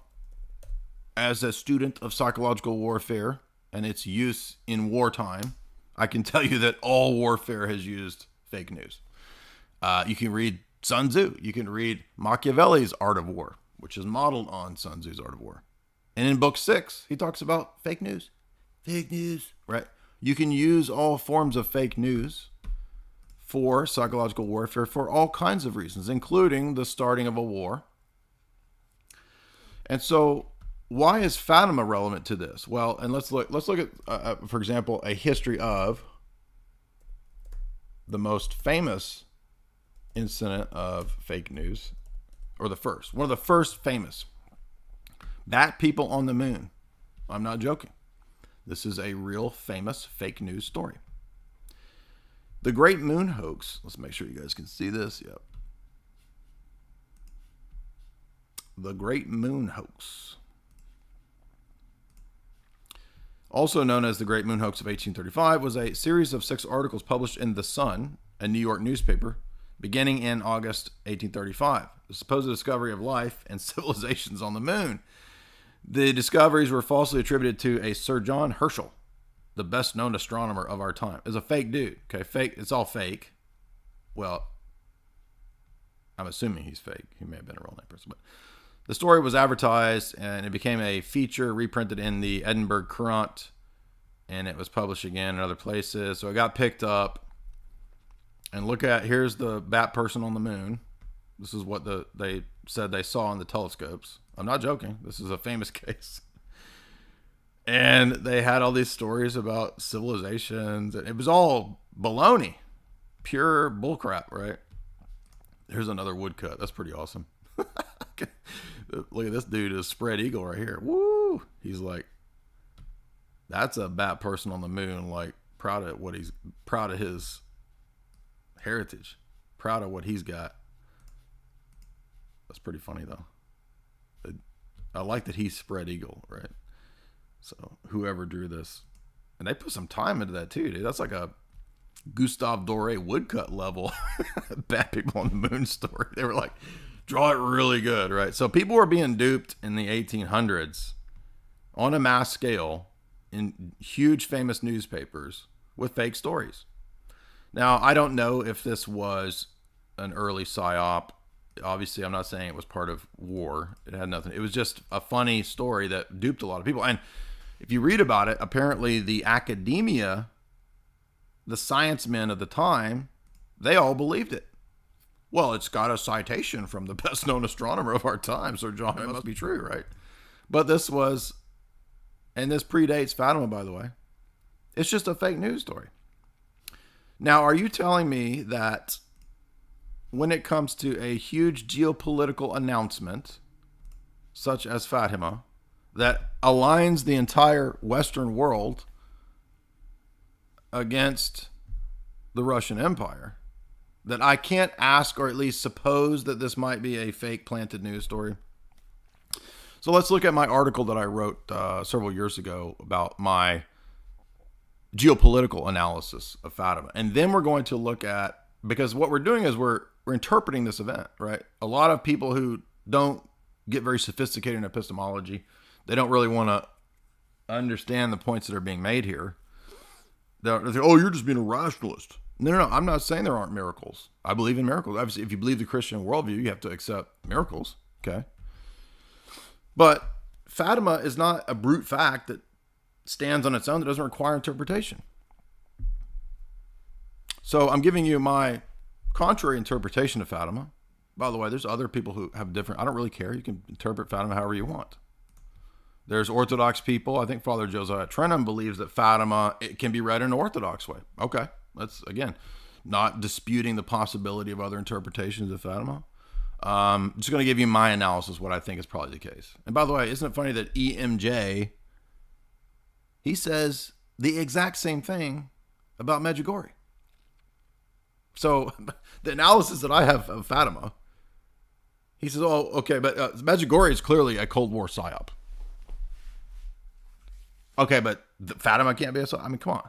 It does the exact same thing. It helps to align the Western world and its powers via big banking interests against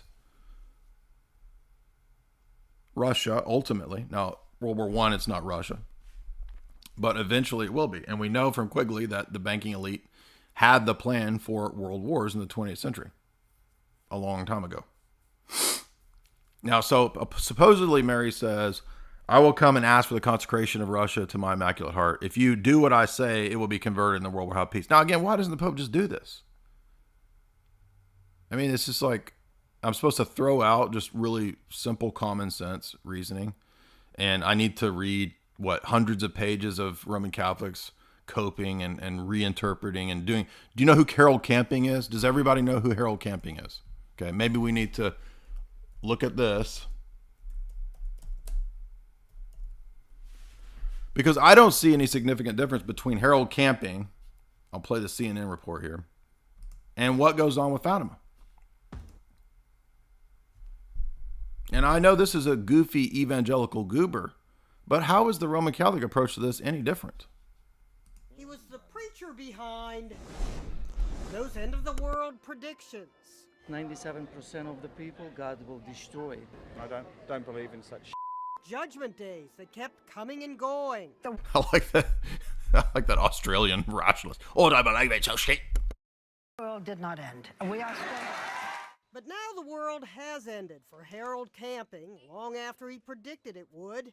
Predictions so wrong that he once said reporters would be thinking, I'm ready to shoot myself or go on a booze trip. He was wrong in 1994, and again when he announced the end would come May 21st, 2011. One follower spent $140,000 on ads warning. $140,000 on ads that Judgment Day will happen in May 2022. Oh, man. Bro, you got freaking conned, dude. Now, it doesn't really look like Harold Camp. Maybe he was rich. I mean, I can't really tell if this old geezer really believed this. Like, he really thought he was like, or is he just a good old fashioned con man? I mean, it's hard to tell, but if this poor guy dropped $140,000 on pamphlets, I'm willing to bet maybe Harold Camping had a bunch of money. Now, wait a minute. Now, it seems like I read his Wikipedia. Seems like he did have a bunch of money, now that I think about it. Because I read something about him. Now, I'm not saying that Fatima is identical to this. I'm saying the principle is the same, right? So we all look at Harold Camping and we say, ha, ha, ha, doomsday guru, what a goober. How many boomers did he con out of thousands and millions of dollars, right? But the modus operandi for a Roman Catholic about Fatima is no different. That's what I'm trying to say. And Fatima does relate to, it's not necessarily the end of the world, but it kind of has this apocalyptic connotation to it because of the supposed predictions of the world wars and everyone dying, and basically everybody goes to hell, right? So the point is, if you remember what we discussed in the first hour about epistemology, notice does Harold Camping and his followers, do they follow the evidences when the failed predictions don't line up? No. They revise the story, reinterpret, give a new date, thus mega cope, right? They just injected a massive dose of cope. That's it. Just reinterpret. The doomsday cope, right? That's the point that's being made here. And what this shows is that people don't just look at the evidences. I just follow the evidences, right? Humans don't work this way. Epistemology doesn't work this way. That's the point. And I just hope you get that these are classic examples of this, right? Just like in the stories we gave with Mark, just like the ape pope in Planet of the Apes, just like the doomsday cult people from Harold Camping. Judgment Day. That's your life savings. A good chunk of it. A documentary filmmaker followed Robert Fitzpatrick to Times Square to ring in the end of the world. And of course, nothing happened. I didn't like, who would... he's out there signing autographs, dude. He looks like a dang... like Bill Gates' right-hand coder, and he's out there signing autographs. Look at these guys. My planks, I didn't do the dishes before I left. I didn't expect to be going back home. And though you felt sorry for some who believed, it was hard not to mock. But this is my birthday. To put this on me is just weird. Happy Doomsday, dear Genie. The rapture, true believers ascending to heaven, was also mocked when it didn't happen, with photos showing clothing left behind. But if it had happened, it might have looked like this. When May 21st came and went, Camping revised the date to 5 months later. At that time, the whole world will be destroyed. Eye-rolling reporters got a tongue lashing from a supporter. You can't just turn your cameras on him when you have taken and run with this and you love this story because it's good for you. Who can resist end-of-the-world stories with end-of-the-world parties? Camping wasn't young. He was 92 when his radio network said he passed on to glory this past Sunday after suffering from a fall last month. He did eventually apologize for his prediction, saying, "We tremble before God as we humbly ask him for forgiveness for making that sinful statement. His own reports of his death were always premature." Yeah, okay, Boomer. I mean, so... And by the way, this is a pretty common phenomenon in cults, right? We have this with the Jehovah's Witnesses. I believe Jehovah's Witnesses have had 4 failed end times predictions, if I'm remembering correctly. So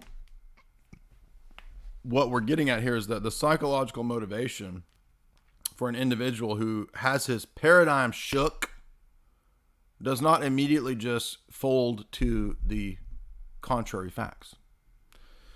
Everybody, even normie science men have caught on to this, right? With cognitive bias, right?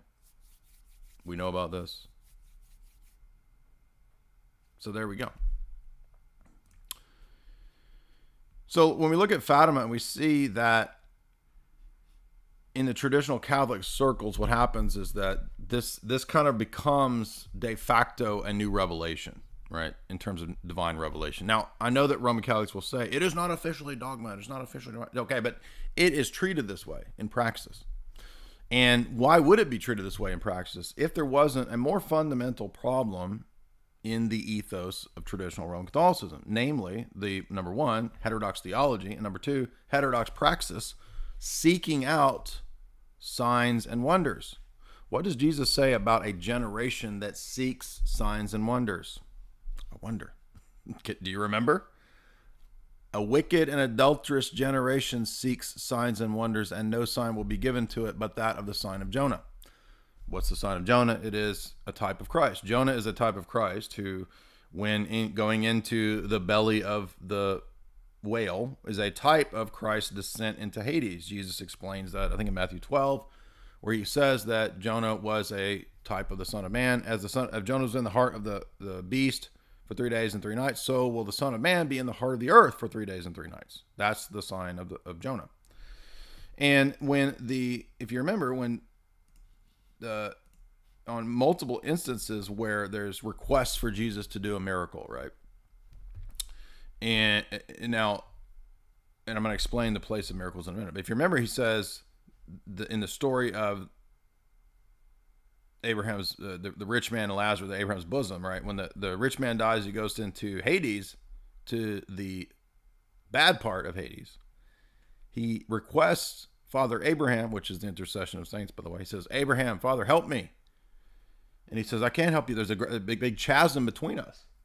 And he says, Lord, to Jesus, let me come back and speak to my brothers, lest they come to this place.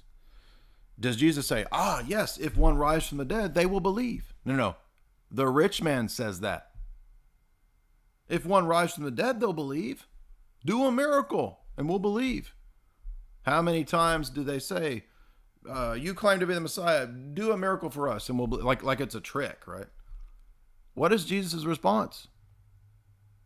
Even though one rise from the dead, they will not believe.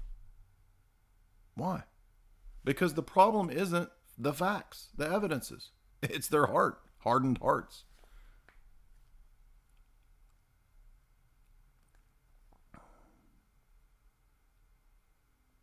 Jesus says they have the scriptures. They have Moses and the prophets. They could go read Moses and the prophets and see the predictions, the prophecies. And if they were interested and wanted to know if the religion is true, they would search those texts to see if the prophecies were fulfilled. And that would be the evidence that would be sufficient. But he says if they're not going to listen to Moses and the prophets, they will not believe though one rise from the dead and stand in front of their face. This is the whole message of the life of Israel. How many great works and signs did God do for Israel? And yet they hardened their heart in the wilderness. How many miracles? And yet they hardened their heart. This is a constant theme and message, especially in the minor prophets. So no, mere miracles don't do anything unless the people are already at least opened or primed to believe or have faith, and thus have their faith confirmed and strengthened. Or if they're open, they can help. But a miracle, a sign, a wonder itself cannot be the ultimate determiner. It can help. But let's take messianic prophecies. Having debated hundreds of atheists over the years and having pointed out that, well, if you do want an evidence, using Jesus' own example, of the truth of the Bible, how about dozens of messianic prophecies? Now, I'm sure you guys have heard many atheists, many debates, you probably have these same discussions yourself. What does every atheist do when you start going to messianic prophecies? Oh, that doesn't mean that. Oh, that text is not about that. Oh, you're just twisting the text. Oh, that's a lie. Oh, that verse is not, that's a corrupted text. Oh, the Jews don't believe your view. Of course, none of those are actually good objections, but that's what every atheist does. Why? Because he is not approaching the messianic prophecies unless God's at work in his heart, which could be happening, right? Unless he's open to it. Maybe some people are, but typically speaking, when you initially sort of begin the dispute with a, committed atheist, he's not going to care about, you can put 1,000,000 prophecies before him that are clear as day. Daniel 9. Oh, Daniel 9 doesn't mean that. Oh, you're misinterpreting it. Why? Because it's not about facts and evidences. It's not seeing the evidences, it's seeing as. And he will see them as anything other than the confirmation of Christianity. Because he has a motivation, a desire to, Romans 1, suppress the truth and unrighteousness. So the problem is not evidences or lack of facts or lack of knowledge. It's that man's fallen. That's the problem.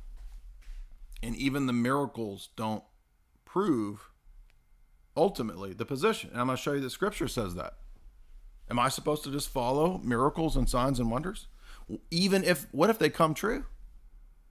Well, actually, Revelation has quite a bit to say about that. Even if the miracle or the prediction comes true, there are cases where you still don't follow it. So with that in mind, we're going to look at these texts. Let's first cover my geopolitical analysis of Fatima, and then we'll get to that. The apparition of July 13th, Our Lady warned the seers of Fatima that if people did not stop offending God, the whole world would be punished by war, hunger, and persecution of the church and the Pope. Russia would be the instrument of this chastisement. Now, so from the outset, this clearly indicates that Russia, which is not yet, I'm trying to remember the exact date, this is prior to the Bolshevik Revolution, right? And as Mary goes on to supposedly, right, Russia will spread her errors, she says, okay? And if the Pope doesn't act to consecrate Russia, then there will be war and Russia will spread her errors. Now, what is the origin of Marxism? That's it presumably would be the errors here, right?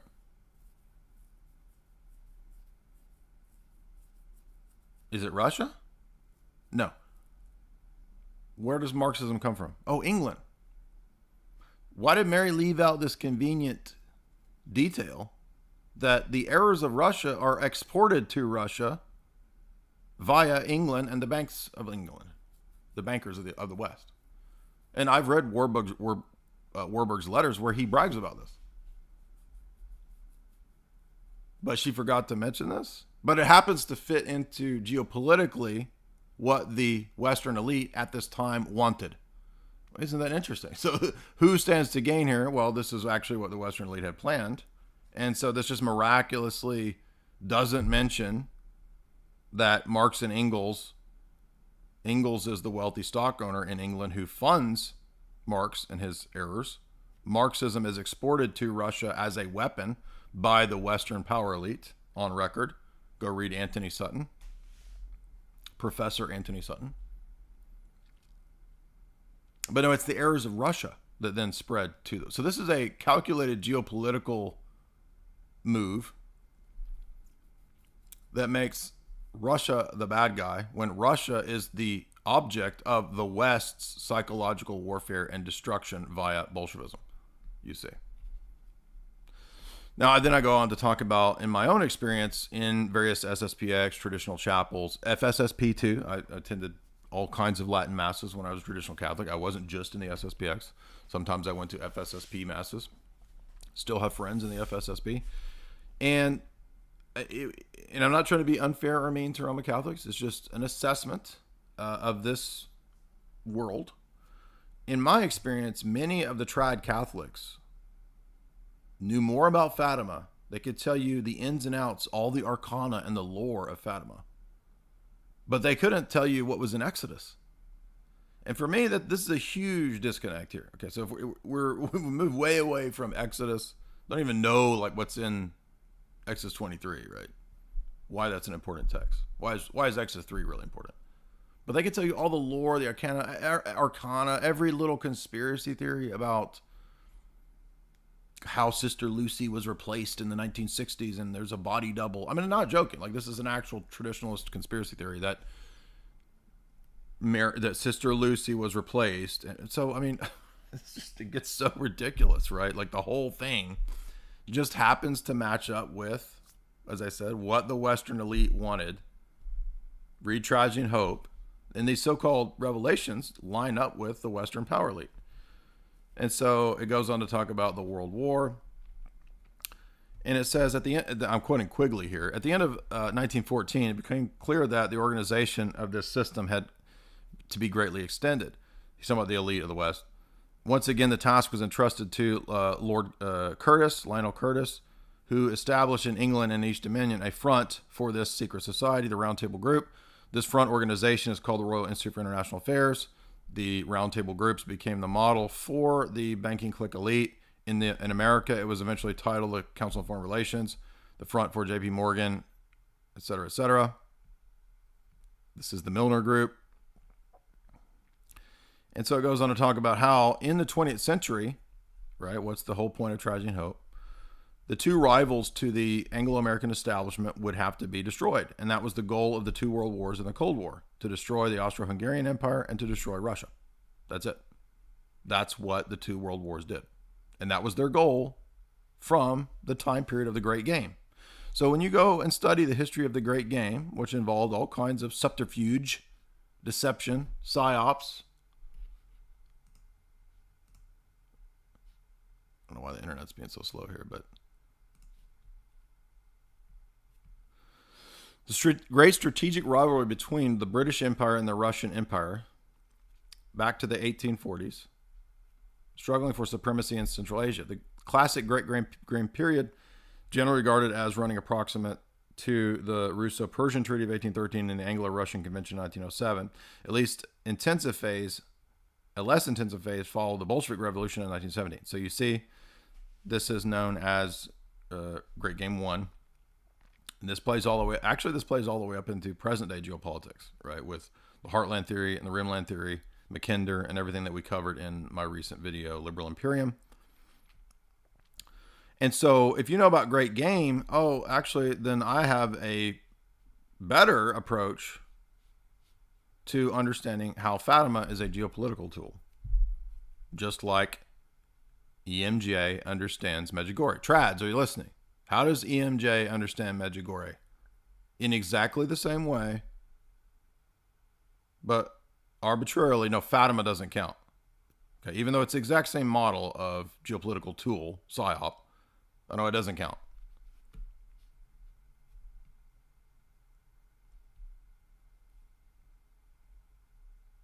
So I would say if you want more on this, you can go read Anthony Sutton, Professor Sutton. You can go read my essay, which gets into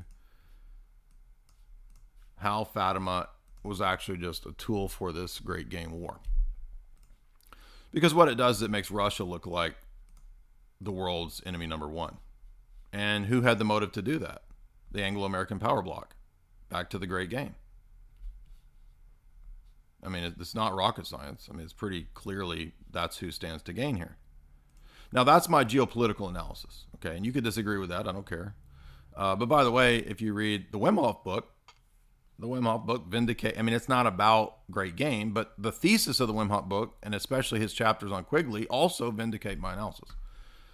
Now, keep in mind, this is not a lone instance of this. And if you look here, I dug up some old papers and journals and articles. And guess what? For some reason, this essay doesn't want to pull up, but you can pull up probably an older CIA psychological warfare operations in Chile, Nicaragua, and Jamaica. Now, I'm going to give you 2 or 3 guesses to what kind of apparitions they might have used. What do you guess? What is your guess that the CIA might have used? What kind of an apparition might these Catholic countries be susceptible to? I wonder what. And where might they have gotten the idea to use such apparitions? So hopefully this will eventually pull up. It seems like it's taking a while.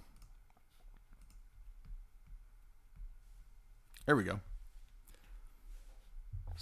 This is an old publication called Science for the People from 1982. Now, I don't really care about, I'm not saying that I don't care if this is some left-wing publication. It doesn't matter, because my point is that this is true. I've studied this kind of stuff for many years. This really does go on. All the EMJ is a hero to so many trads. He'll say this very thing, right? Medjugorje fits into this model of CIA psychological warfare operations. Let's see if we can get this to pull up. So for whatever reason, the first page doesn't want to come up, but if you move on, it will talk about, I'm pretty sure it uses apparitions. And they talk about covert action. They talk about using subliminals. So the methodology, it says the methodology is in Latin South American countries, CIA would use these scare tactics, At one point it mentions apparitions. I'm trying to find that. Well, half the pages don't load. But anyway, here you guys can... Here's the document. Go pull it up later. There's the document. Because for whatever reason, it's taking forever to load. So let me see if I can refresh this. Maybe it'll load this time. But my essay points to multiple of these, right? It's not like this is some outlying thing. I even mentioned Machiavelli. I mentioned the fact that Pope Benedict the 15th, he was a known open supporter of the League of Nations. Now, the League of Nations is the creation of the very people that I'm saying were behind Fatima, right? The Western Anglo-American establishment. The fact that Benedict XV was an open supporter of the League of Nations further bolsters that.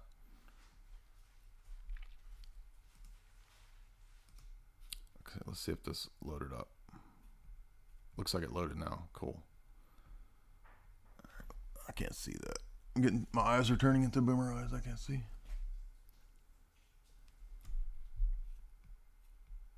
So I can't zoom in. Dang it. It's not going to pull up.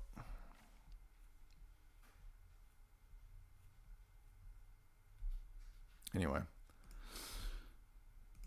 There's actually many of these. So this is not, you can look up, you have to dig some, but you can find CIA operations, CIA usage of apparitions in a lot of these old like PSYOPs manuals and texts. So when it comes to Medjugorje, to give you another example,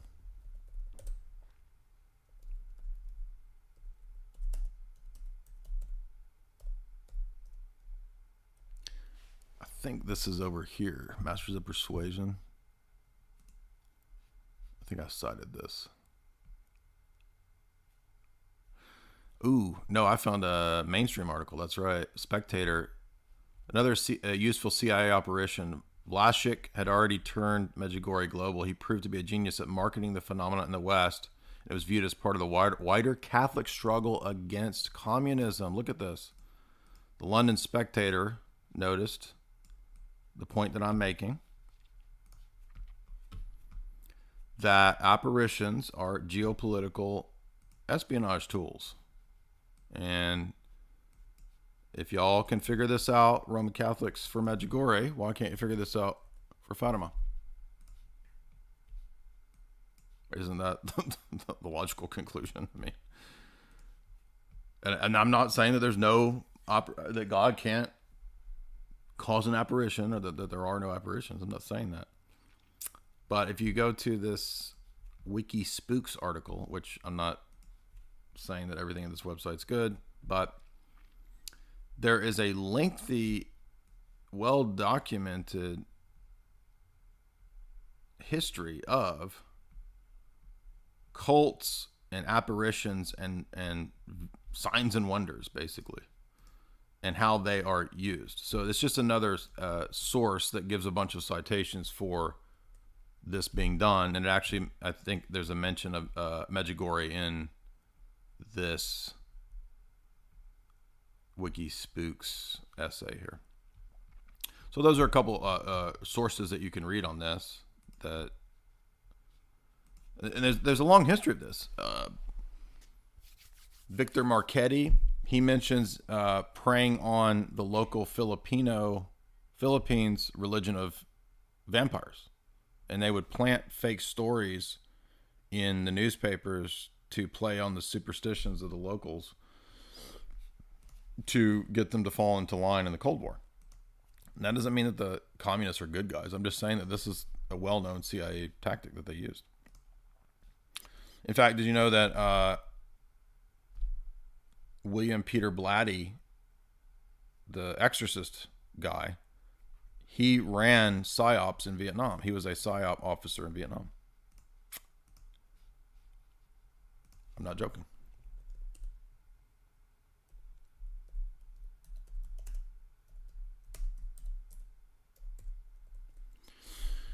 Was The Exorcist a CIA script?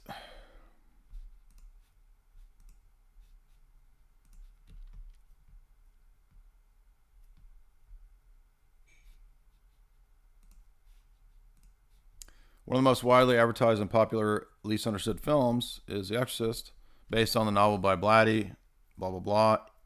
William Peter Blatty graduated from Georgetown, worked for the CIA in Lebanon in the 1950s under U.S. Information Agency cover. Later, he returned to Washington to become the policy branch chief of the U.S. Psychological Warfare Division, the Air Force. At the time of the Cold War McCarthyism, example of this work carried out by psychological warfare in the U.S. was the orchestrated exodus of Catholics from North Vietnam to South Vietnam. By the way, that's interesting because I just mentioned how the first set of Sedevacantists, Bishop Tuke, was also working with the CIA in Vietnam, which I shared on Twitter. That's in the Douglas Valentine book. So, ironically, the origins of Sedevacantism are also a CIA asset, Bishop Tuke. In collaboration with Tom Dooley, extensive campaigns were carried out by the Catholic Relief Service. Again, CIA, Roman Catholic cooperation. Leaders of the American Psychological Warfare Team combined to drive the peasants south to demilitarized zone by telling them that Virgin Mary appeared from the north. Boom. William Peter Blatty lying about Marian apparitions for the CIA. Booyah. Booyah. Fatima, Fatima, Fatima. Booyah.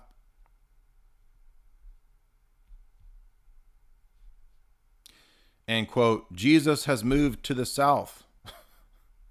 As amateur as this psychological warfare operation appears now, the mass flight was admittedly the result of an extensive, well-conducted, very successful American psychological warfare operation. Then it goes on to talk about anti-war protesters, targeting them, making them look bad, blah, blah, blah. He spent many years in PsyOps. So, I mean, The Exorcist is really a big PsyOp. I mean, I'm not saying that the real story couldn't be true, that there aren't possessed people, but here is the link for this news publication. By the way, I've dug up a whole bunch on this before in the past. I forgot that article on Blatty mentions that he used Marian apparitions. And all he did was just put in the news a fake story that the Virgin Mary had appeared go to South Korea. Vietnam, excuse me.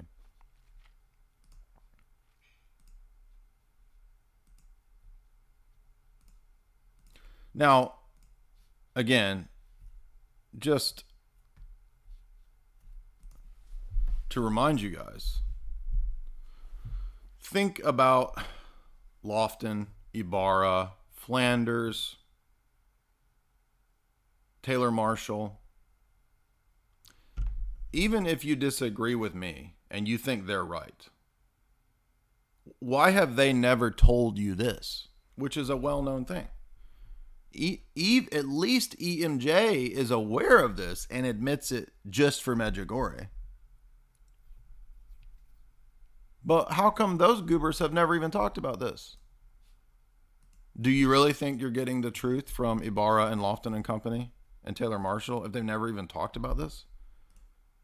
I mean, if this is a confirmed known psychological warfare thing of Catholics and CIA teamed up together to fake apparitions, to stage and lie, put fake news stories out about apparitions,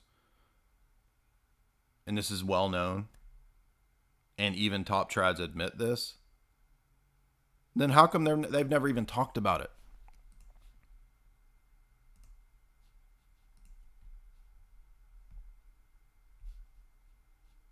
So when I see Fatima and I see this kind of stuff in the news, I just see this as geopolitics or virtue signaling.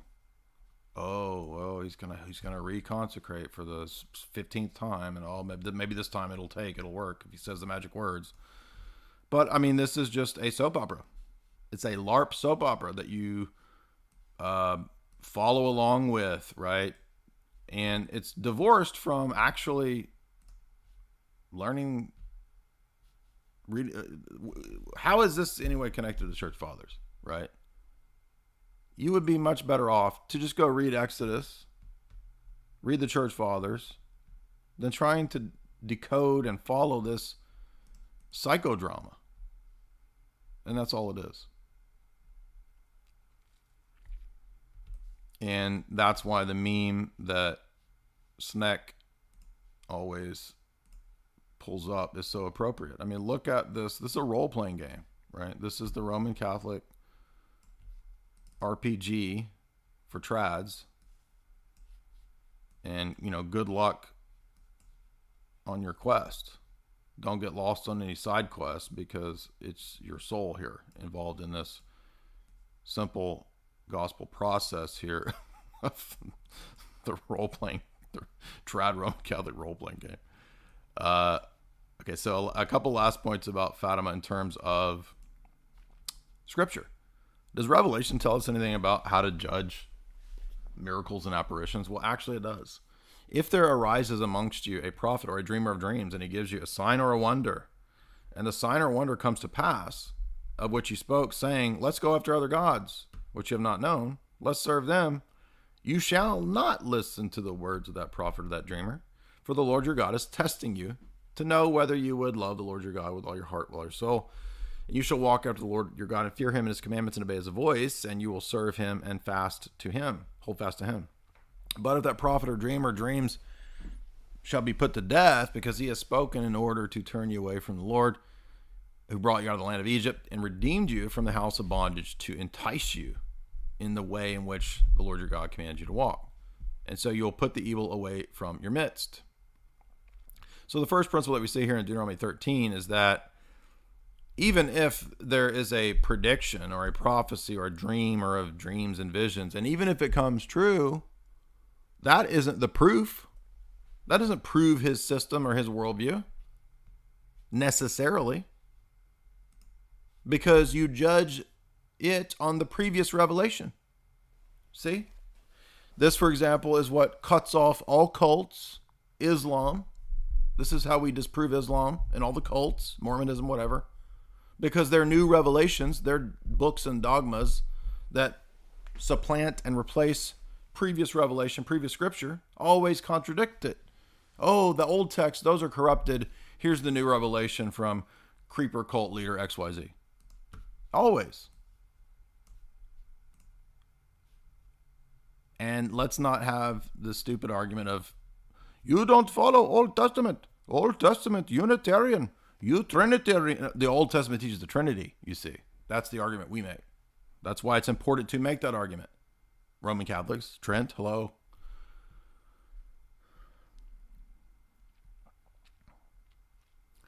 Now we have separately in Deuteronomy 18 another statement about Jesus. It's not about Joseph Smith, and it's not about Muhammad.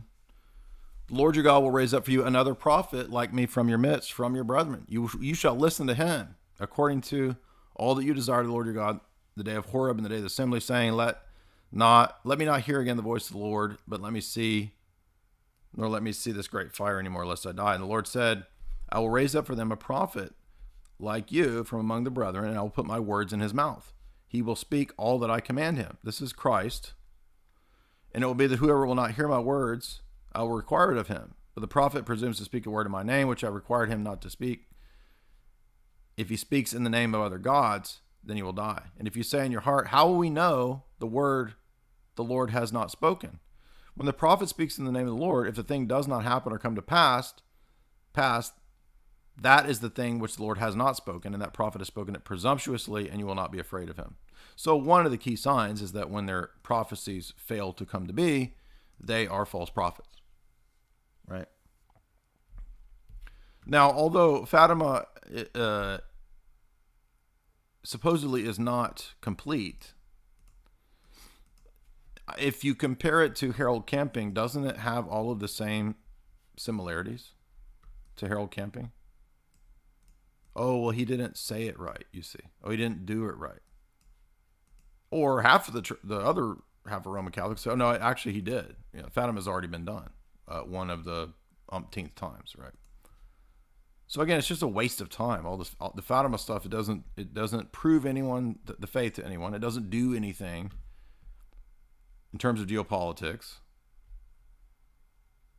And when Francis does this next week, by the way, I told you last week when this news first broke that it will amount to nothing and they will cope and make up a story as to why it doesn't count. They've already done this. They did the very thing I said. The minute I heard this, I said, here's what's going to happen. And I know this from years of being around trads. They're going to do this. And that's what they did. This week, they did the very thing. So now that it says Francis will consecrate humanity, they say, oh, that doesn't count now. See, it's not Russia now, it's humanity. Oh, and whatever happens, it's when it doesn't do anything, it's not going to count. Or if Putin happens to sign some peace treaty, oh, then it'll be because of Fatima. You see, this old canard is just really ridiculous when you boil down into it. But I want to remind you guys, so you can support me via Super Chats.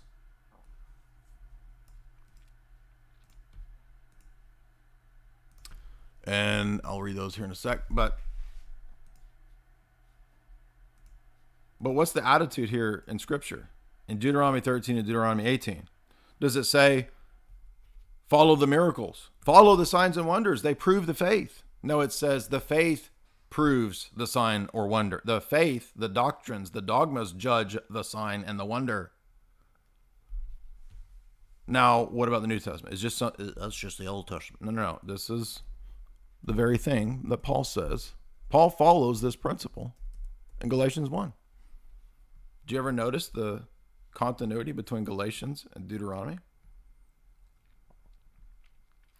I marvel that you are turning away from him who called you in the grace of Christ to a different gospel, a different theology, but which is not another, because there's not actually two gospels. There's only one. But there are some who trouble you and want to pervert the gospel. But even if an apostle comes and tells you something different from what's already been laid down, or an angel from heaven, Joseph Smith, preach a gospel to you other than what was handed down, let him be anathema. Again, I say to you, if anyone preaches a different gospel or theology, let him be anathema, cursed, anathema. Just like the anathemas of the Synodicon of Orthodoxy. And the Orthodox Church is the only one that still does anathemas.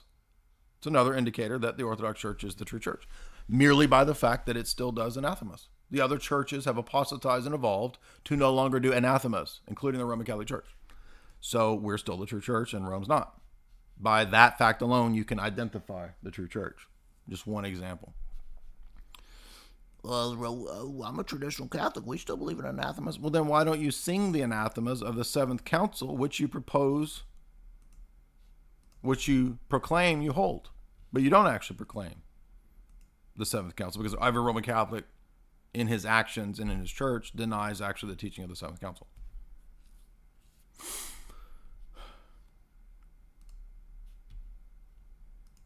All right. Man, I wish this bit rate would stay consistent. So notice that Paul's attitude there is literally mirrored from Deuteronomy 13 and Deuteronomy 18. The miracles and the signs and the wonders can't be the hinge upon which the religion turns. And by the way, what does Jude say about Jannes and Jambres?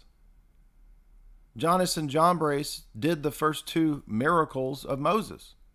Right now, whether they really did miracles, Jannes and Jambres, or whether they tricked everybody, we don't know. But regardless, if we're just following the miracles, after Jannes and Jambres had done two of them, the first two that Moses did, you would be in an epistemic bind. Oh, well, I guess both religions are true, Egyptology and Hebrew theology, because Jannes and Jambres did the same two as Moses, and so they're both true. Right? Miracles prove the religion. You see how silly and childish this is? It's just silly. So miracles and signs and wonders can attest to the truth of a position. They cannot be the ultimate proofs, the hinge upon which the religion hangs or falls. And by the way, every religion, every sect, and every cult claims miracles, for the most part. So how are you going to pick the religion on the basis of miracle claims? It's never going to work. Are you going to go and scientifically examine literally every religious claim of a miracle in the world? I mean, it's impossible, right? But that's literally how the Roman Catholics think of it. Like, we've done scientific examinations of the host that bleeds. It's like, okay, have you scientifically investigated every religious miracle claim in the world, which is what you would have to do if you're going on this evidentialist perspective, right? It's just silly. It's like, it doesn't even match up to what Revelation says about how you judge so-called miracles.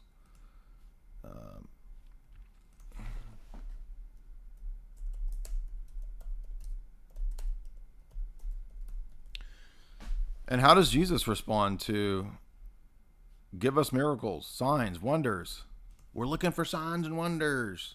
A wicked and adulterous generation seeks after a sign, and no sign will be given to it except the sign of the prophet of Jonah. How is that not? I don't understand how that's not applicable to the Fatima-obsessed Roman Catholics. Explain to me how it's not applicable. And don't give me a low IQ answer that Jesus isn't talking about Fatima. I know that.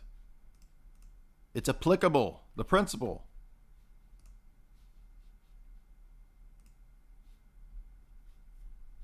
You're going to chase signs and wonders, and you don't even know what's in Exodus? You can tell me about Fatima, the arcana, the lore, the role-playing game quest of decoding Fatima, like some sort of QAnon for boomer Catholics. But you can't tell me what St. Athanasius wrote. This is way wrong-headed, dude. And that's why this is prelest. Prelest. What is prelest? Spiritual deception and delusion. If you think I'm wrong, I'm going to prove it to you.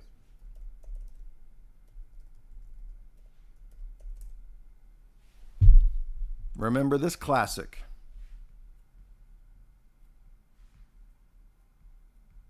Got to find this classic here.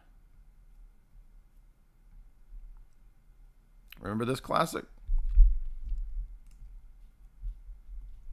Not a visionary, I'm certainly not a prophet, but I have seen supernatural things in my life as a Christian, as a Catholic, and one of those things happened last night, and I'm reluctant to share it, but I think it'll be of comfort to other people. So yesterday I went to confession, and one of the things I confessed was being prideful and judgmental and worried and concerned about the state of the church and corruption in the church and scandals. And it's been a kind of a struggle for me lately. So anyway, I confessed that, and the priest had some very good things to counsel me on that. And later that night, which was last night, I was doing an examination of conscience before bed, and I was thinking on that point of being worried and concerned and judgmental and all these negative thoughts and emotions about the Holy Catholic Church, Mother Church.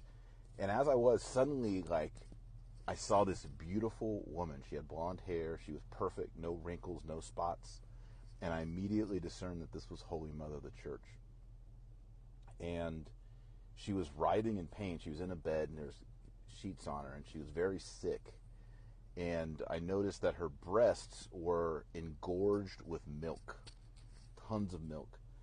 And there were babies and children crying out to her that were hungry, and she wanted to feed them, and she was upset. But she was so sick she could hardly sit up from her bed. And then I thought to myself, oh, she doesn't want... Okay, so that's where Fatima gets you, right?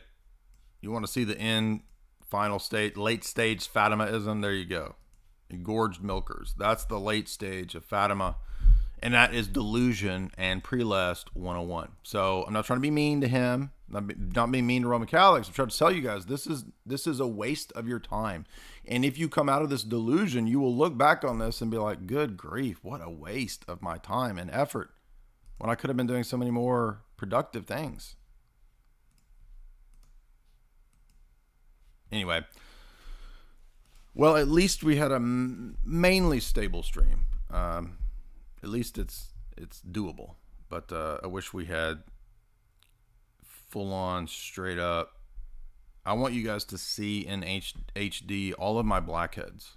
That's when we know we are at final stream capacity. Ultimate stream capacity. Fumple's $3. What do you think of the idea that Fatima's message is Russia converting, not talking about their conversion to Catholicism, but returning to Orthodoxy? I mean, I know, again, that some people have that view. It's fine. I just don't find it very convincing. Again, I think that's Father Josiah Trenum's view, and I respect different interpretations. I mean, again, who cares if people have different interpretations of this thing? It's not, maybe that is what it's about. I don't know. But I think it's much more likely that this fits into geopolitics. I cannot name Nameta something, $10. After reading Father Spiridon's book about UFOs, I can't get over seeing how much the original reports of Fatima resemble deceptions of UFO sightings. Highly recommend UFO deception. Yeah, now that's another take that I didn't really go into. Some people take this to be in the vein of lying signs and wonders of the end times. I've not read Father Spiridon's UFO book, so I don't know if that's his take. It's possible. I just think a more likely, easier example or explanation is that it's a fake news story, like Bat People on the Moon, and it's a geopolitical event. So that's what I think. And does it predict the future? Well, it predicts a war that the global elites already had planned. I mean, do Roman Catholics think that the shape of things to come is a prophecy from H.G. Wells about World War II? Because that book is about World War II, years before World War II. Is that a prophecy of World War II? So the mere fact that a event is predicted like a world war, well, I don't know if you're naive, but world wars are actually planned years ahead of time. Okay, did you know that? That's H.G. Wells didn't have the powers of prophecy. He was in the clique of the people planning the world wars years ahead of time. It's not prophecy. Wars are planned by geopolitical power blocks ahead of time, years. And that's what's going on here in my view.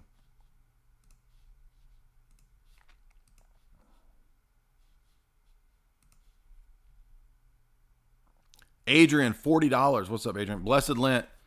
I met you some years back at Boiler Room Meetup. Oh, yeah, dude. I remember that. Boiler Room Meetup in Texas. Yep. I remember that. That was like the first book signing event that I did. It was at, and there was this black girl that came with a Valley Girl accent, and she gave me the greatest burn ever. I'm not joking. It was funny. She was like, I don't know, there was like 50, 60 people there. She's like, "Are you like a YouTuber or whatever?" And I was like, "Yeah." She goes, "How come there's not many people here?" I was like, "Well, I guess I'm not that popular." She's like, "Oh." Anyway, so the black girl with the Valley Girl accent in Texas, that's a rare phenomenon, by the way. But I thought that was a pretty sick burn that she hit me with. We sat next to each other at the steakhouse. Yes, I remember that. That was a fun outing. We got to meet Father Aiden Kimmel. No, not Father Aiden. Not Kimmel. Father Aiden, the Rocor priest, not Kimmel. The Rocor priest in Texas. I'm blanking on his name, but yes, that was a fun outing, that steakhouse. And shout out to my buddy Chris. Remember, he drove all the way down. Chris has passed away. He's no longer with us, but that was the last time I saw Chris in person before he passed away. But yeah, that was a lot of fun. Blessings to you. For the haters, this is his Adrian's message to the haters. Jay really brings people to orthodoxy. Well, thank you, Adrian. And if we can do that, that's good. That's ultimately, I guess, what we're really here to do. So, apparition of Fatima Enema, $10. The third secret is actually coffee. Coffee is Russian to consecrate your butt cheeks to the immaculate toot. That is a weird super chat. I think you get the award for weirdest super chat, perhaps at least of the year, perhaps of all time. There have been a few really weird super chats, but that was a weird one. Philip Denhorn, $10. Fatima, or specifically endless talk of the secrets, is one of the reasons that I began to look at orthodoxy. There you go. Exactly.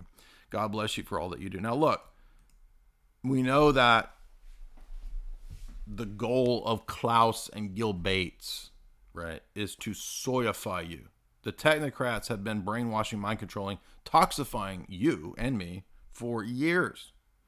And one of the best ways to help get out of this quagmire is through our beloved show sponsor, Chalk.com. If you go over to Chalk.com right now, I can promise you that you will not be sorry. You will get access to premium supplementation. She legit. You wonder how I'm being so crisp, clear-minded right now? It is not coffee. Usually it's coffee. Today, no, it is pure She legit. And that She legit is legit, baby. It's too legit to quit. Hey. Go over to Chalk.com right now. Put in the promo code J50, J50. You can get any of the supplements that you need tailored to your specific type of frame, your specific physiognomy, okay? You got low testosterone, you want to get that Tomcat Elite. It's shown, proven to boost that T, baby. If you have clouded thinking, brain fog, some might say, you want to try out that She legit. You want to try out the Daily.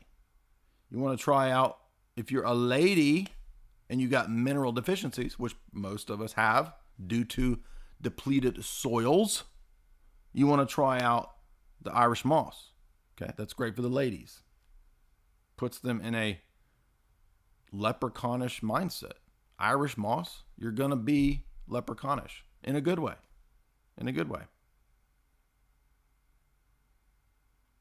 You want energy? Action 2.0. You can't go wrong with Action 2.0. So boost your energy with that Action 2.0.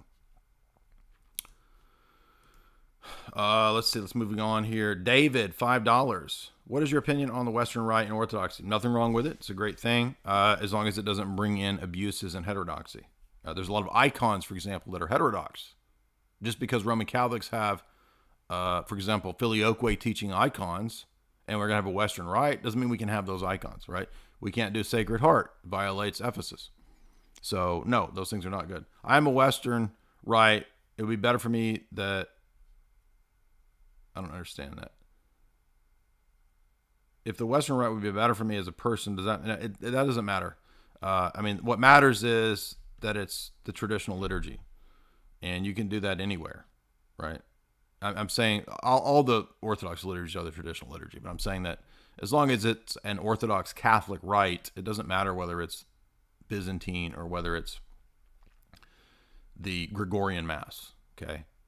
And no, you don't have to go to a Gregorian Mass because you descend from honkies. And I'm a honky, I can say that. High IQ question 777. Chick-fil-A is evangelical. Where is the Catholic chicken? Ask Ibarra. He seems to be very adept at food. So he could probably tell you the best Catholic chicken. Maybe Popeyes or Church's. Church's chicken. Again, I'm going to default to Eric Ibarra. He's very good at food. Is there a chicken-spiracy? Where are we going to get a Henical Council and the ascent of Mount Carmel? Bro, you lost me on that one. You got out there, dude. That joke was out there, boy. But thank you for that $10. Asia, $10. All of the continent of Asia has sent me $10. How do I move away from doubts? Well, transcendental argument. If you're an atheist doubting, if you are a Christian doubting, Lives of the Saints helps. Biblical prophecies. I always find that reading the biblical prophecies strengthens my faith because, like, how could that just be people making that up? For the longest time, for the longest time, da da da da da da da. Ooh. I went into boomer Billy Joel mode right there. For the longest time. I assume that is Billy Joel, right?